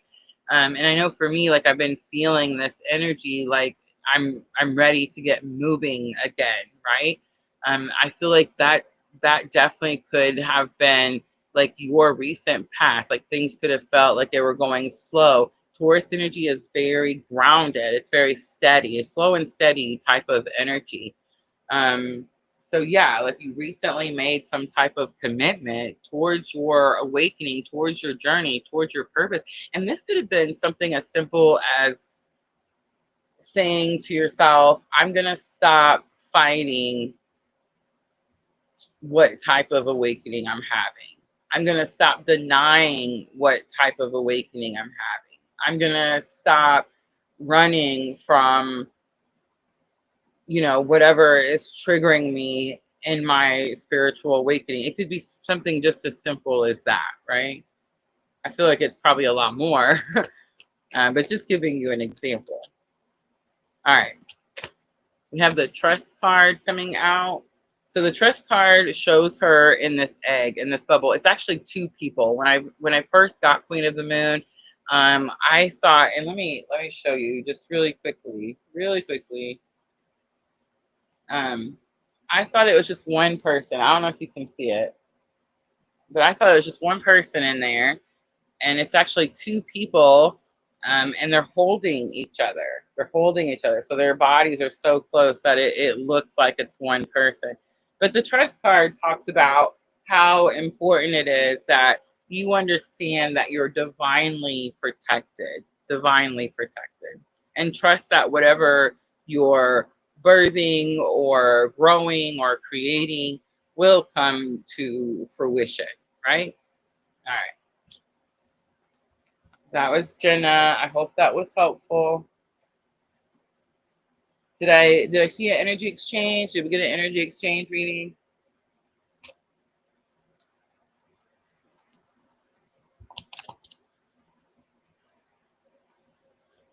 Love bug blue.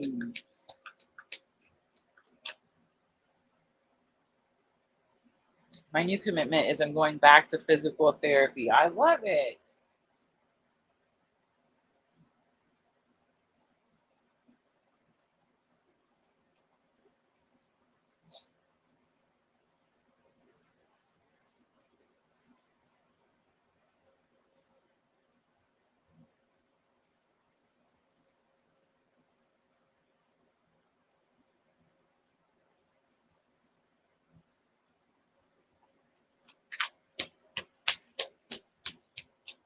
All right, I see it.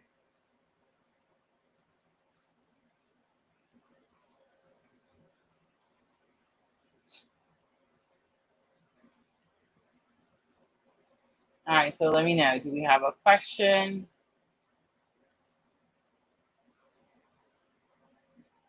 Are we looking for a birth chart analysis? I feel like you have a question.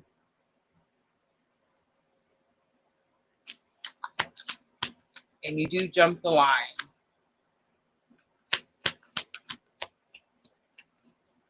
Perfect.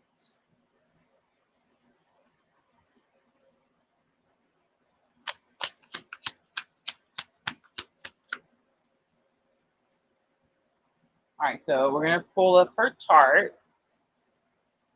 Super fun, but you're going to have to be patient. So give me just a moment.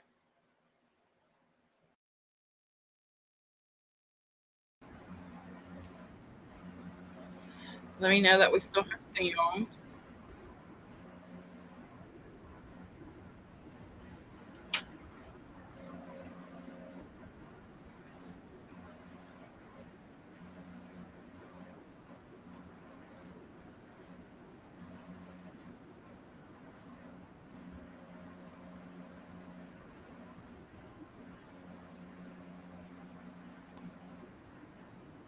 These are my absolute favorites.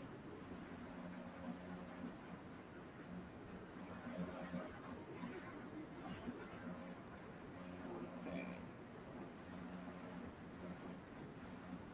All right, it just take me just a moment to pull it up, but I'll actually be able to pull it on the screen. So just be patient with me. Grab a water, get a snack, stretch out.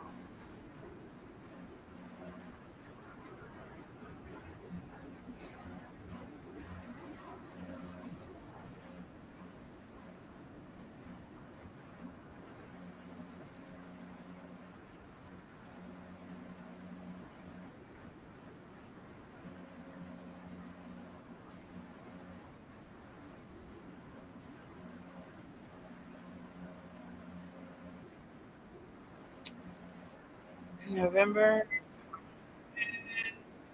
Look that it's November.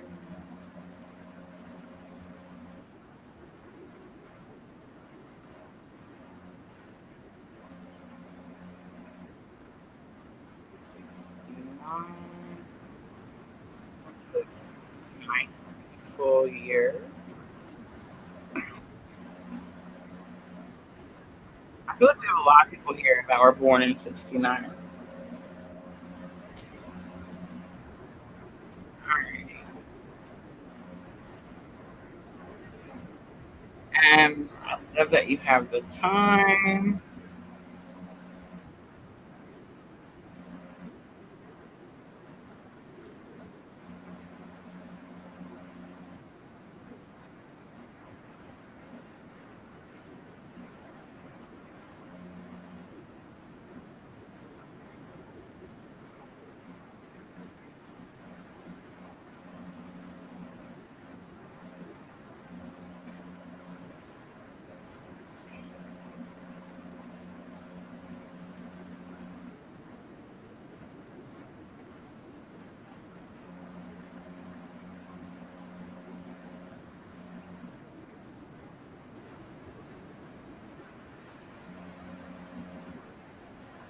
Almost got it. Just double checking.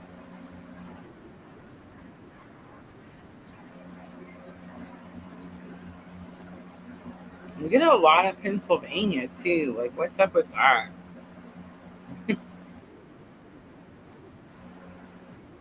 I've been there before.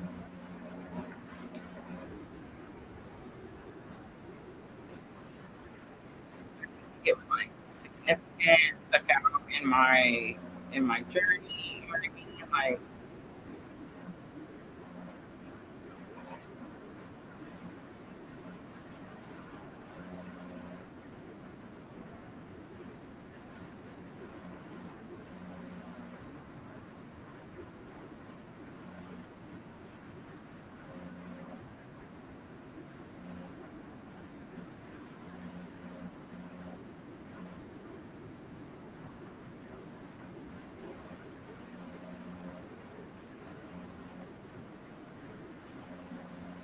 okay, just a second.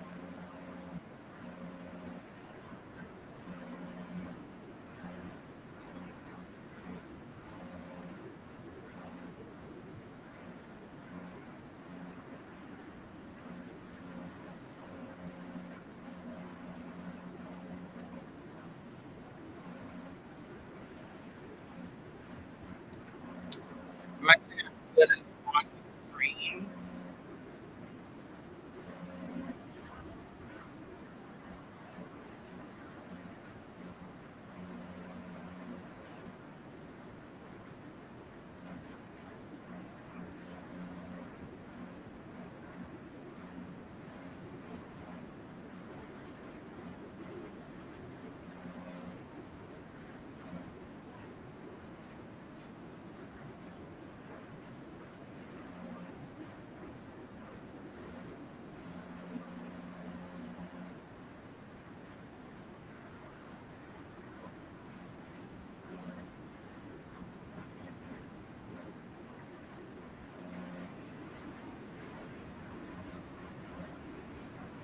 I can't remember exactly.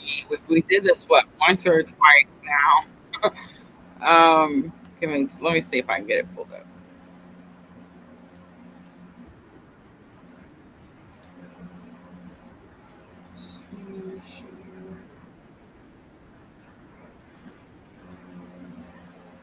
This one.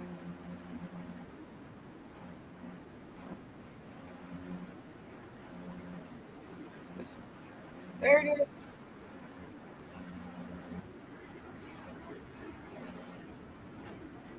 Right. It's not perfectly straight.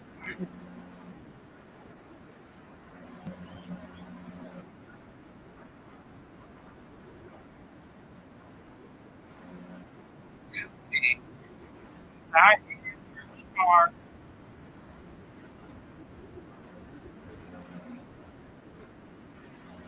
You said you're looking for you were asked about a real Gemini.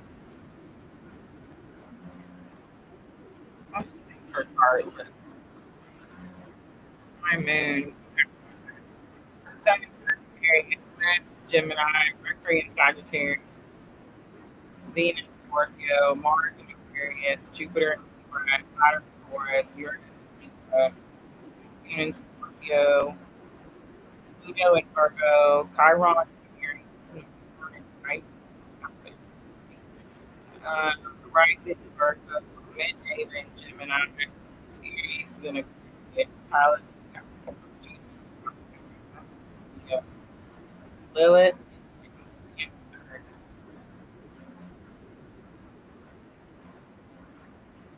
All right, so tonight I'm interested in Saturn and Neptune.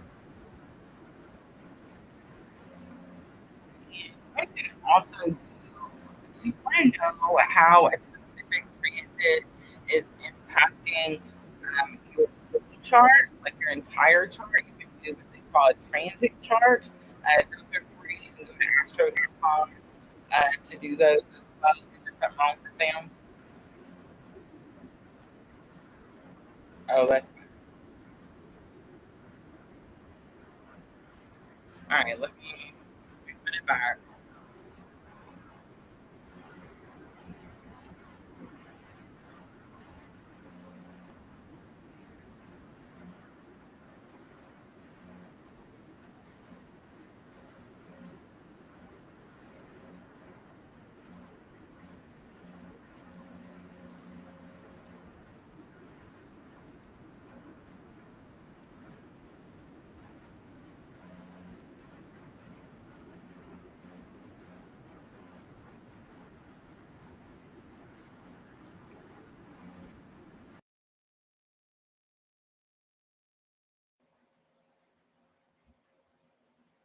It might have been because I was doing the screen sharing. How's the sound now?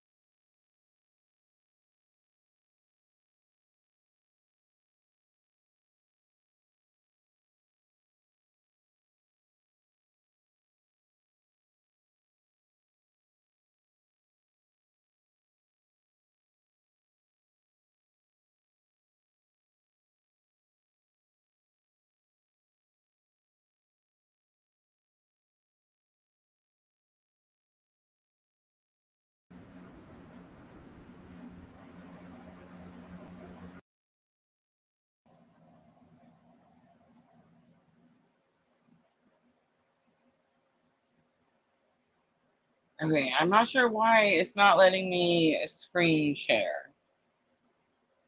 But it's okay. I looked at all her stuff. Let me know. Sound is back. We're all good.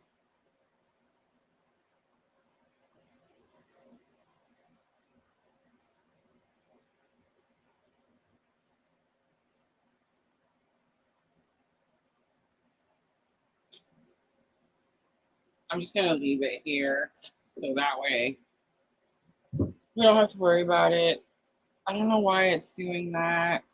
Yes, it's only when I try to do the screen share, which totally stinks. Okay, but anyway, let's talk about Love Bug's chart.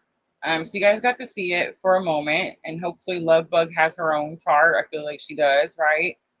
Okay, so you know that Saturn is in your eighth house, and then you also know that Neptune is in your third house. So I'm doing a very general breakdown of how the Virgo new moon is impacting you and what it is that you have to do and what's stopping you. That is the um, birth chart analysis that I'm offering with this second Virgo new moon, which of course you are Virgo rising. So this is a very critical, very transformative, very impactful new moon. It probably definitely feels like a full moon for you. But with Saturn in your eighth house, if I was to say that any of the houses were like scary or challenging to talk about, I would say it's the eighth house, right? The eighth house is normally ruled by um, Scorpio. It's the house of death and transformation, right? You actually have a little bit of Aries and a little bit of Taurus in your eighth house, but your Saturn is lying in, I believe it shows me 3 degrees of Taurus. So in the eighth house, what you're being forced or asked to do with this particular Virgo new moon, this critical 29-degree moon, um, is you're being asked to face something that you fear, that you, uh, it could have something to do with uh, death, rebirth. This could have something to do with health, aging, something like that. um, it's also things to do with like inheritances, like someone's passed and you receive money after they passed away. It's going to have something to do with that. All of those things, right? That's where Saturn is at in your chart. That's what's being like lit up with this moon for you. Neptune, remember, is retrograde, and your Neptune is in third house. Um, Neptune in your third house says it's bringing you a lot of confusion, especially retrograde. And what's interesting is it's conjunct your sun. So it's like that, you could feel like that all the time. So actually, Neptune retrograde is probably not causing you as much confusion as it is causing other people. In fact, you could be seeing things a lot clearer than you probably did before, because again, it's like the opposite energy. So with that, you having that conjunction on your chart on an everyday basis with Neptune retrograde now, it may not be causing you as much confusion. So it's not what is confusing you and holding you back. It's probably what you intuitively know you're going to have to face. And that's going to be the Virgo new moon. All right. I hope that was helpful. Um, Let me know if you, because I see where you asked about a specific person. In love, that's seventh house. I wasn't really offering that, but I can pull it back up real quick and look.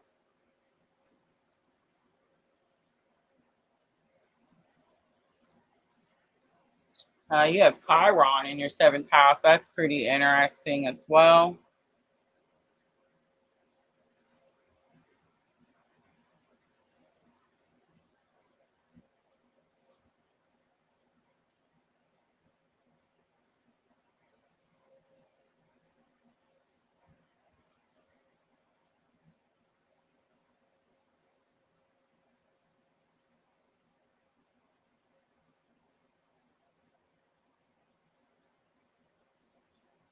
Hmm.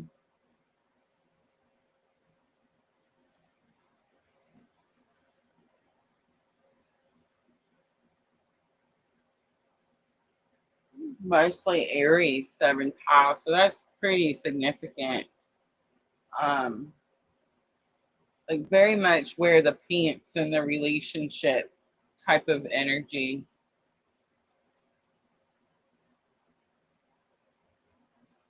So with the Virgo new moon, second new moon, eclipse moon, 29-degree, for you in relationships, the new moon could be showing you where you're overly critical. Um, that energy of my way or the highway could be pointed out to you with this particular moon.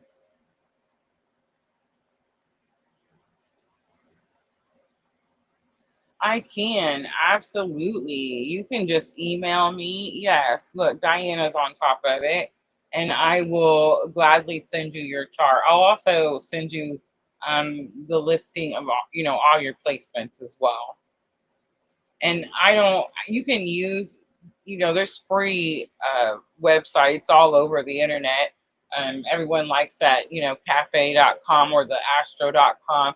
I actually use a specific app called Time Passages.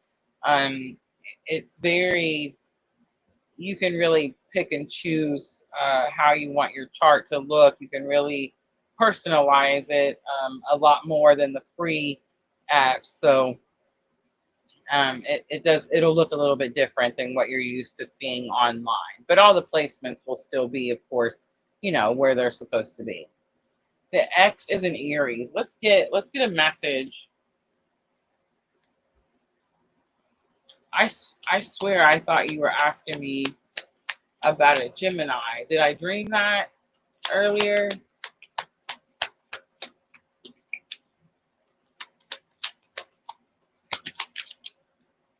Let's get a quick tarot message and see what spirit. Ooh, Two of Pentacles comes out, and it's interesting that you mentioned the X. So the X and the Gemini are two different people, right? The Emperor comes out. That's that Aries energy where I was talking about wearing the pants type of stuff. And you do have the Star, Aquarius energy. Seven of Wands.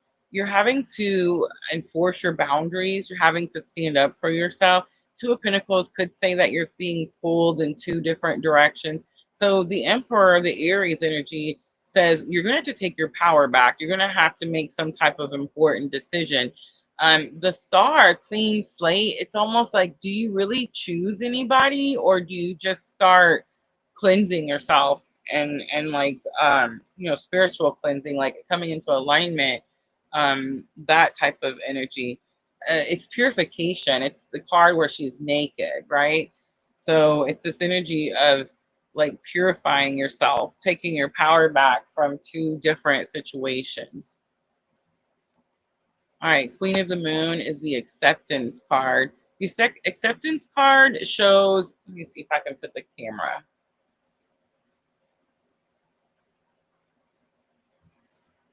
Yeah, there it is. So the acceptance card shows like two hands coming together. Um, it's I always pointed out the white light stuck out to me, and Miss L pointed out that white light represents spirit. So it's like you're having acceptance coming together with spirit. It's like you're surrendering to something. In other words, spirit probably said, I need you to maybe put relationships on the back burner and spend some time in spiritual cleansing and purification so that you can come into alignment. And you're probably starting to see that now, and you're probably coming into some form of acceptance. All right. I hope that was helpful.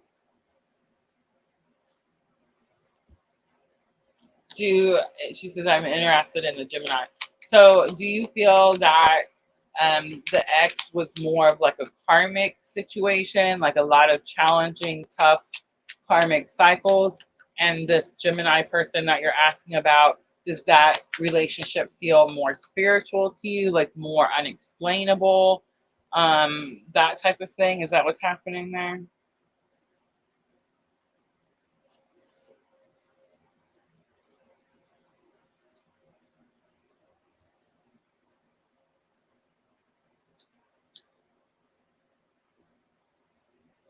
All right. Who is next? Is it Jenna?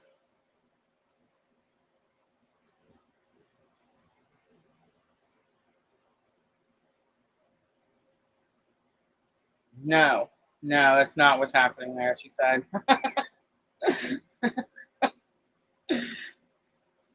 Well, Two of Pentacles was first card out. So Two of Pentacles says you're being pulled in two different directions. The Star card is a single card. It's not a card of a relationship. It's a card of on your own. Yeah, she says, I'm not dating. Yeah, it's a card of on your own. I did a simple past, present, future. So Spirit's saying that in the near future, you're going to be spending some time on your own. You're purifying because you're breaking free from two different energies that were trying to pull at your power. So currently, you're having to learn how to call your power back. In other words, you just have, I know it's all these like fancy, funny, or not fancy, almost generic terms, but you're having to invest time in yourself. That's what it means. All right, I hope it was helpful. All right, guys, let's get back to the list. 2 hours in. I want to say Jenna was next. Sandra, Diana, Star Lova, Tiona, Divine Timing.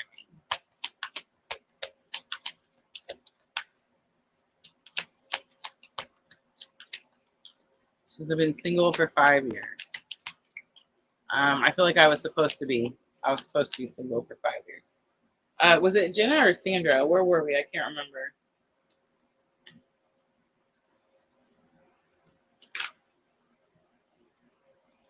I'm shuffling, and the everything is fine card flips over.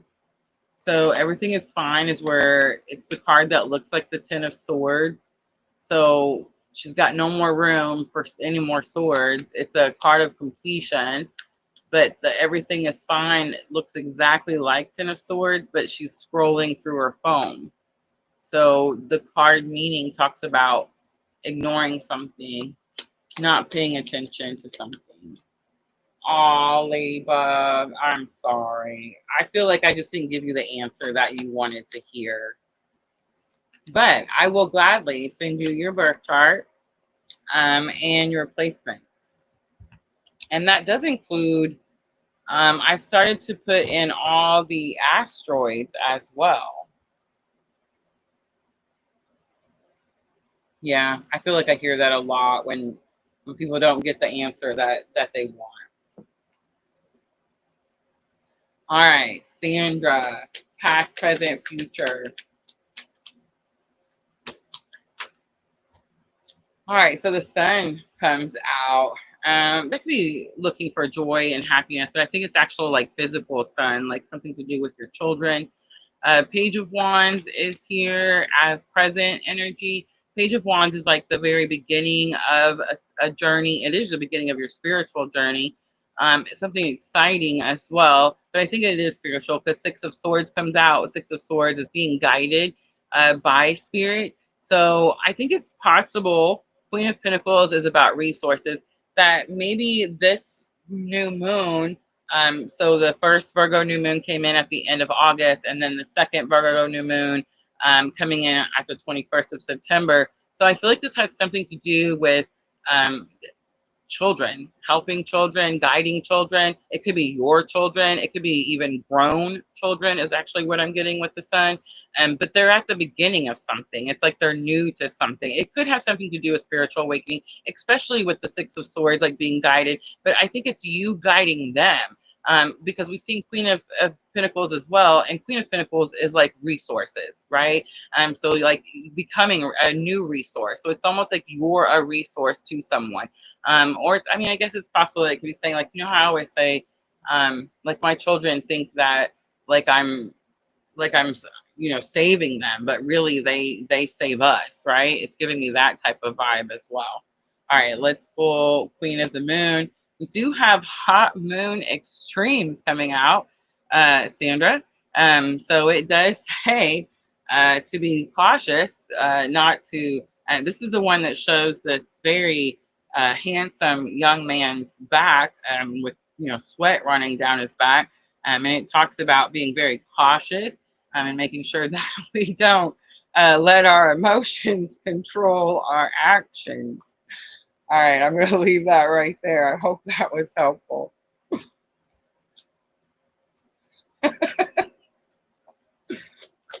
Leo sun. I'm about to fall out of my chair, Sandra. All right, I love it. Diana's next. Diana, say hi to me in the comments. Say hi to me and let me know if you want me to look at a specific house.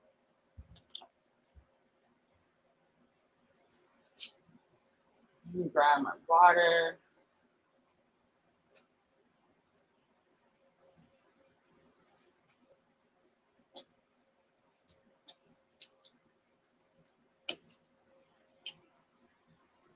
I know, right?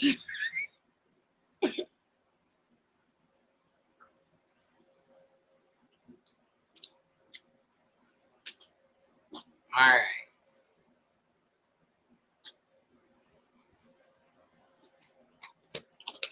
Diana, quick past, present, future. We are looking at the both Virgo new moons. First one, end of August. Second one, end of September. Quick past, present, future. Scorpio comes out with judgment right away. Two of Wands comes out. Three of Cups comes out. On the bottom, we do have Eight of Swords. Eight of Swords does talk about a self-restriction. Two of Pentacles underneath that. Self-restriction could have something to do with resources, feeling like you don't have enough of something, or like you're being, again, pulled in too many directions. With the Judgment card in the recent past,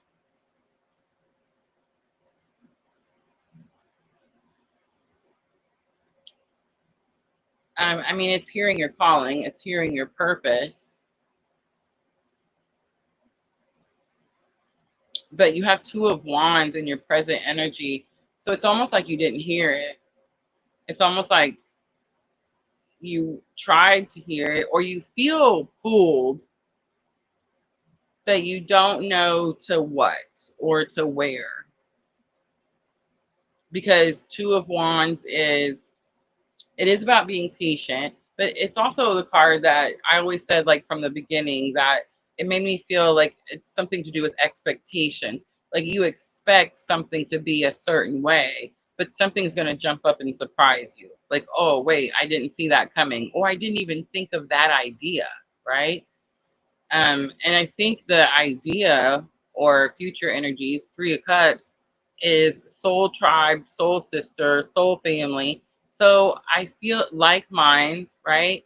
So if you feel like in the recent past, at the end of August, you were thinking about like, what am I supposed to be doing with my life? What's my purpose? What's my, where am I going next? What's my next chapter? What am I supposed to be doing of service for others? If that was your thought around end of August, and right now you're thinking, oh, I have it figured out, I think I'm supposed to be doing this, I think it's very possible that this new moon is going to surprise you. It's going to bring you an opportunity that you probably didn't see coming. And maybe it's not necessarily like an opportunity, maybe it's an idea that comes from someone else, right? Like mind, soul tribe, soul family, that type of energy. All right, let's pull a Queen of the Moon. We have the willpower, the will card coming out. I did hear willpower. So it is this energy of, um, okay, so we do have free will. Like you can live your, and this isn't just for Diana, this is for everyone. You can live this lifetime.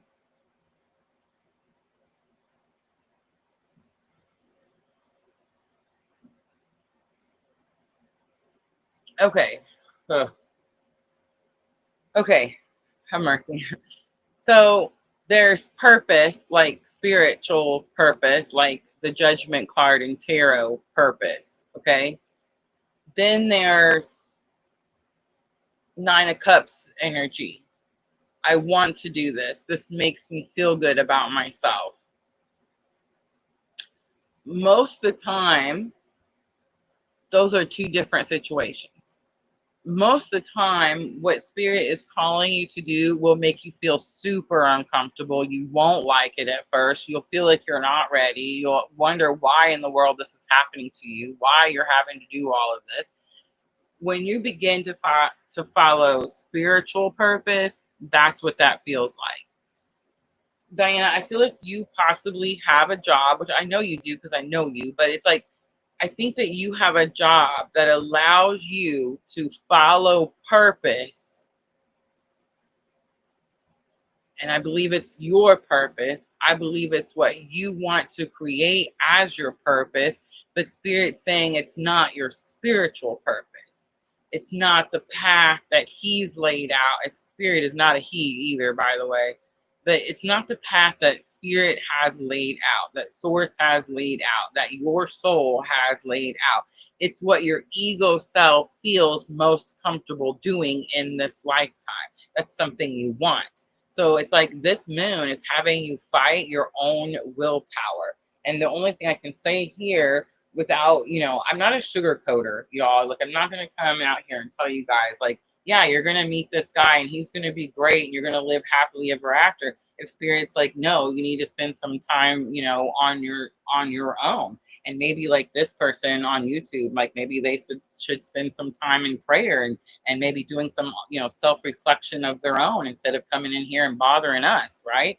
So it's like, I feel like this moon is going to show you like where spirit is asking you to go, like where source is asking you to come into alignment, and where you're choosing your own free will, and how that's causing you to feel like you're not sure where the next step is or like what the next chapter is going to be. Does that make sense? All right. I hope that helps. Are you ladies, can you see the comment? Can you delete the comment? Like, let me know if it's allowing you to get rid of the morons, because, I mean, I can do it too, but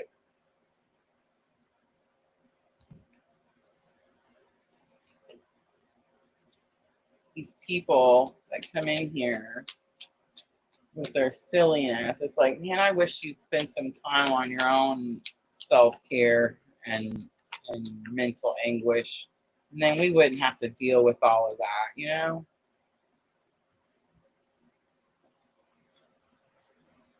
Diana says, thank you, Diana. Very similar to what you told me a few years ago. Dang, I must be stubborn. You are Sag. That's very true. Makes sense. Um, Sagittarius they are a definitely like a more stubborn sign, you could say, right? I would definitely say Aries probably got you beat. Um, because they're clearly, thank you, Sandra, clearly the more stubborn because they're more immature than Sagittarius. Don't shoot the messenger, Aries. I'm just describing the energies. But it is what it is, right? And that I feel like that's, Sagittarius a little more mature than Aries. I don't think it's stubborn. I think it's headstrong. That's the energy. Does that make sense? Like Aries is more stubborn and Sagittarius is more headstrong. I think that would make sense. Although Aries is the head, but you know what I mean. It's like once Sagittarius has made their mind up about something, it's a struggle for them to change their mind about something, right? All right. Starleva, let me know that you waited so patiently. Tiona and Divine Timing is who I got left on the list.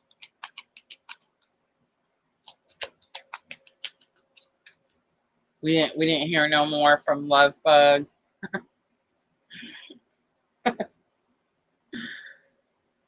Oh,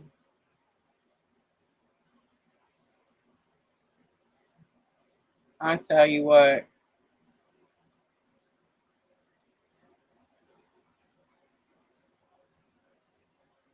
I mean, I'm doing the same thing. Like, I don't want to be single either. Did you hear? She's like, I was single for 5 years. Like, yeah, I know. I was supposed to be.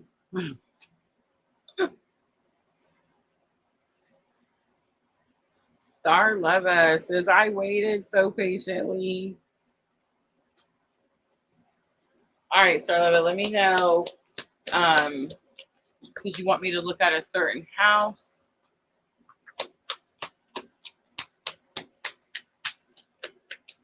Are you interested to know how a certain house, and you have to choose the house. So if you're interested, you pick the house, is going to be impacted by this second Virgo new moon solar eclipse.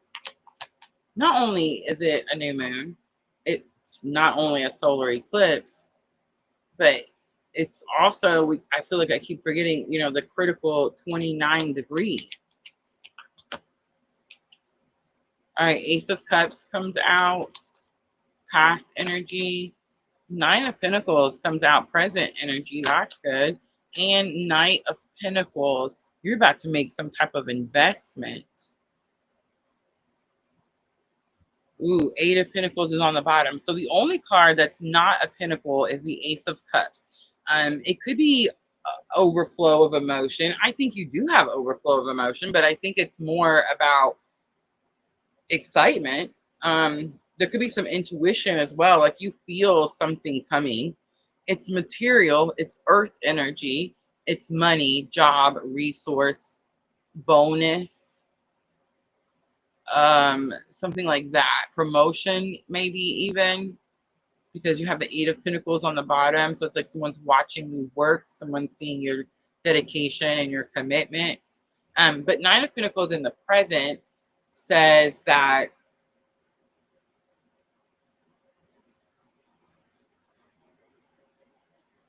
okay, so I'm getting this energy like you could have had some intuitive hits. Like you could have felt like something was coming in end of August that is material, that is earthly energy. Um, it's very possible that it's come in and you have it now, or or it's also very possible with Nine of Pentacles, it's giving me that energy like I thought I want something else, but then I just started showing the universe gratitude for what I have now. It's definitely giving that energy. So maybe you already have Nine of Pentacles. In other words, like maybe maybe you have a savings. Maybe you're like financially disciplined. Maybe you're getting better at not overspending. Maybe you're getting better at taking care of your finances. This could, and it doesn't even have to be finances. Like this could be like your self-worth, like how you value yourself or how you see yourself. But I think it's really money. Like I really feel like this is money. And it has something to do with like a bonus, a raise, something like that. Future energy is Knight of Pentacles. Knight of Pentacles, again, is that work, get to work card. I think this has something to do, again, a bonus, a raise, a promotion. And I think you asked for it, and maybe you've been asking for it. And I think you're in that moment where you're learning how to practice gratitude for what you have now. You could be also working on like the negative self-talk, like maybe you're clearing that energy up as well. And it's like when you can get into this Nine of Pentacles alignment, you're going to finally be able to start doing the work.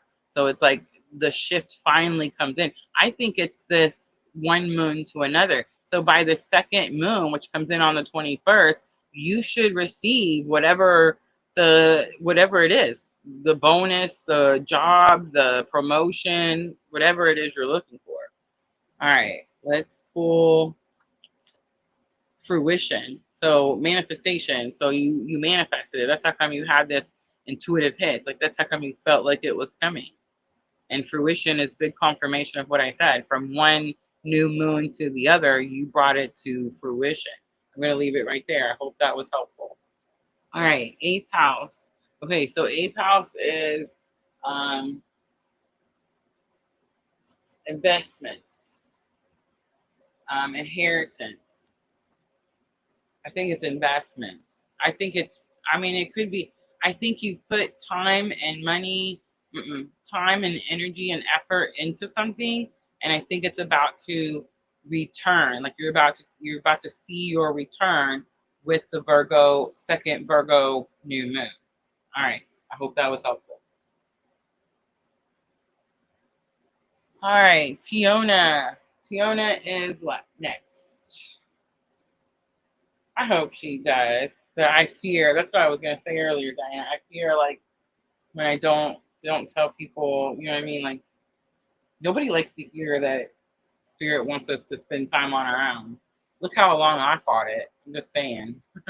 And if you've already been doing it for 5 years, like nobody wants to hear, oh, you still have more to do. I get it. It's okay. All right, so Tiona, let me know on Facebook, and then Divine Timing is the last one I had.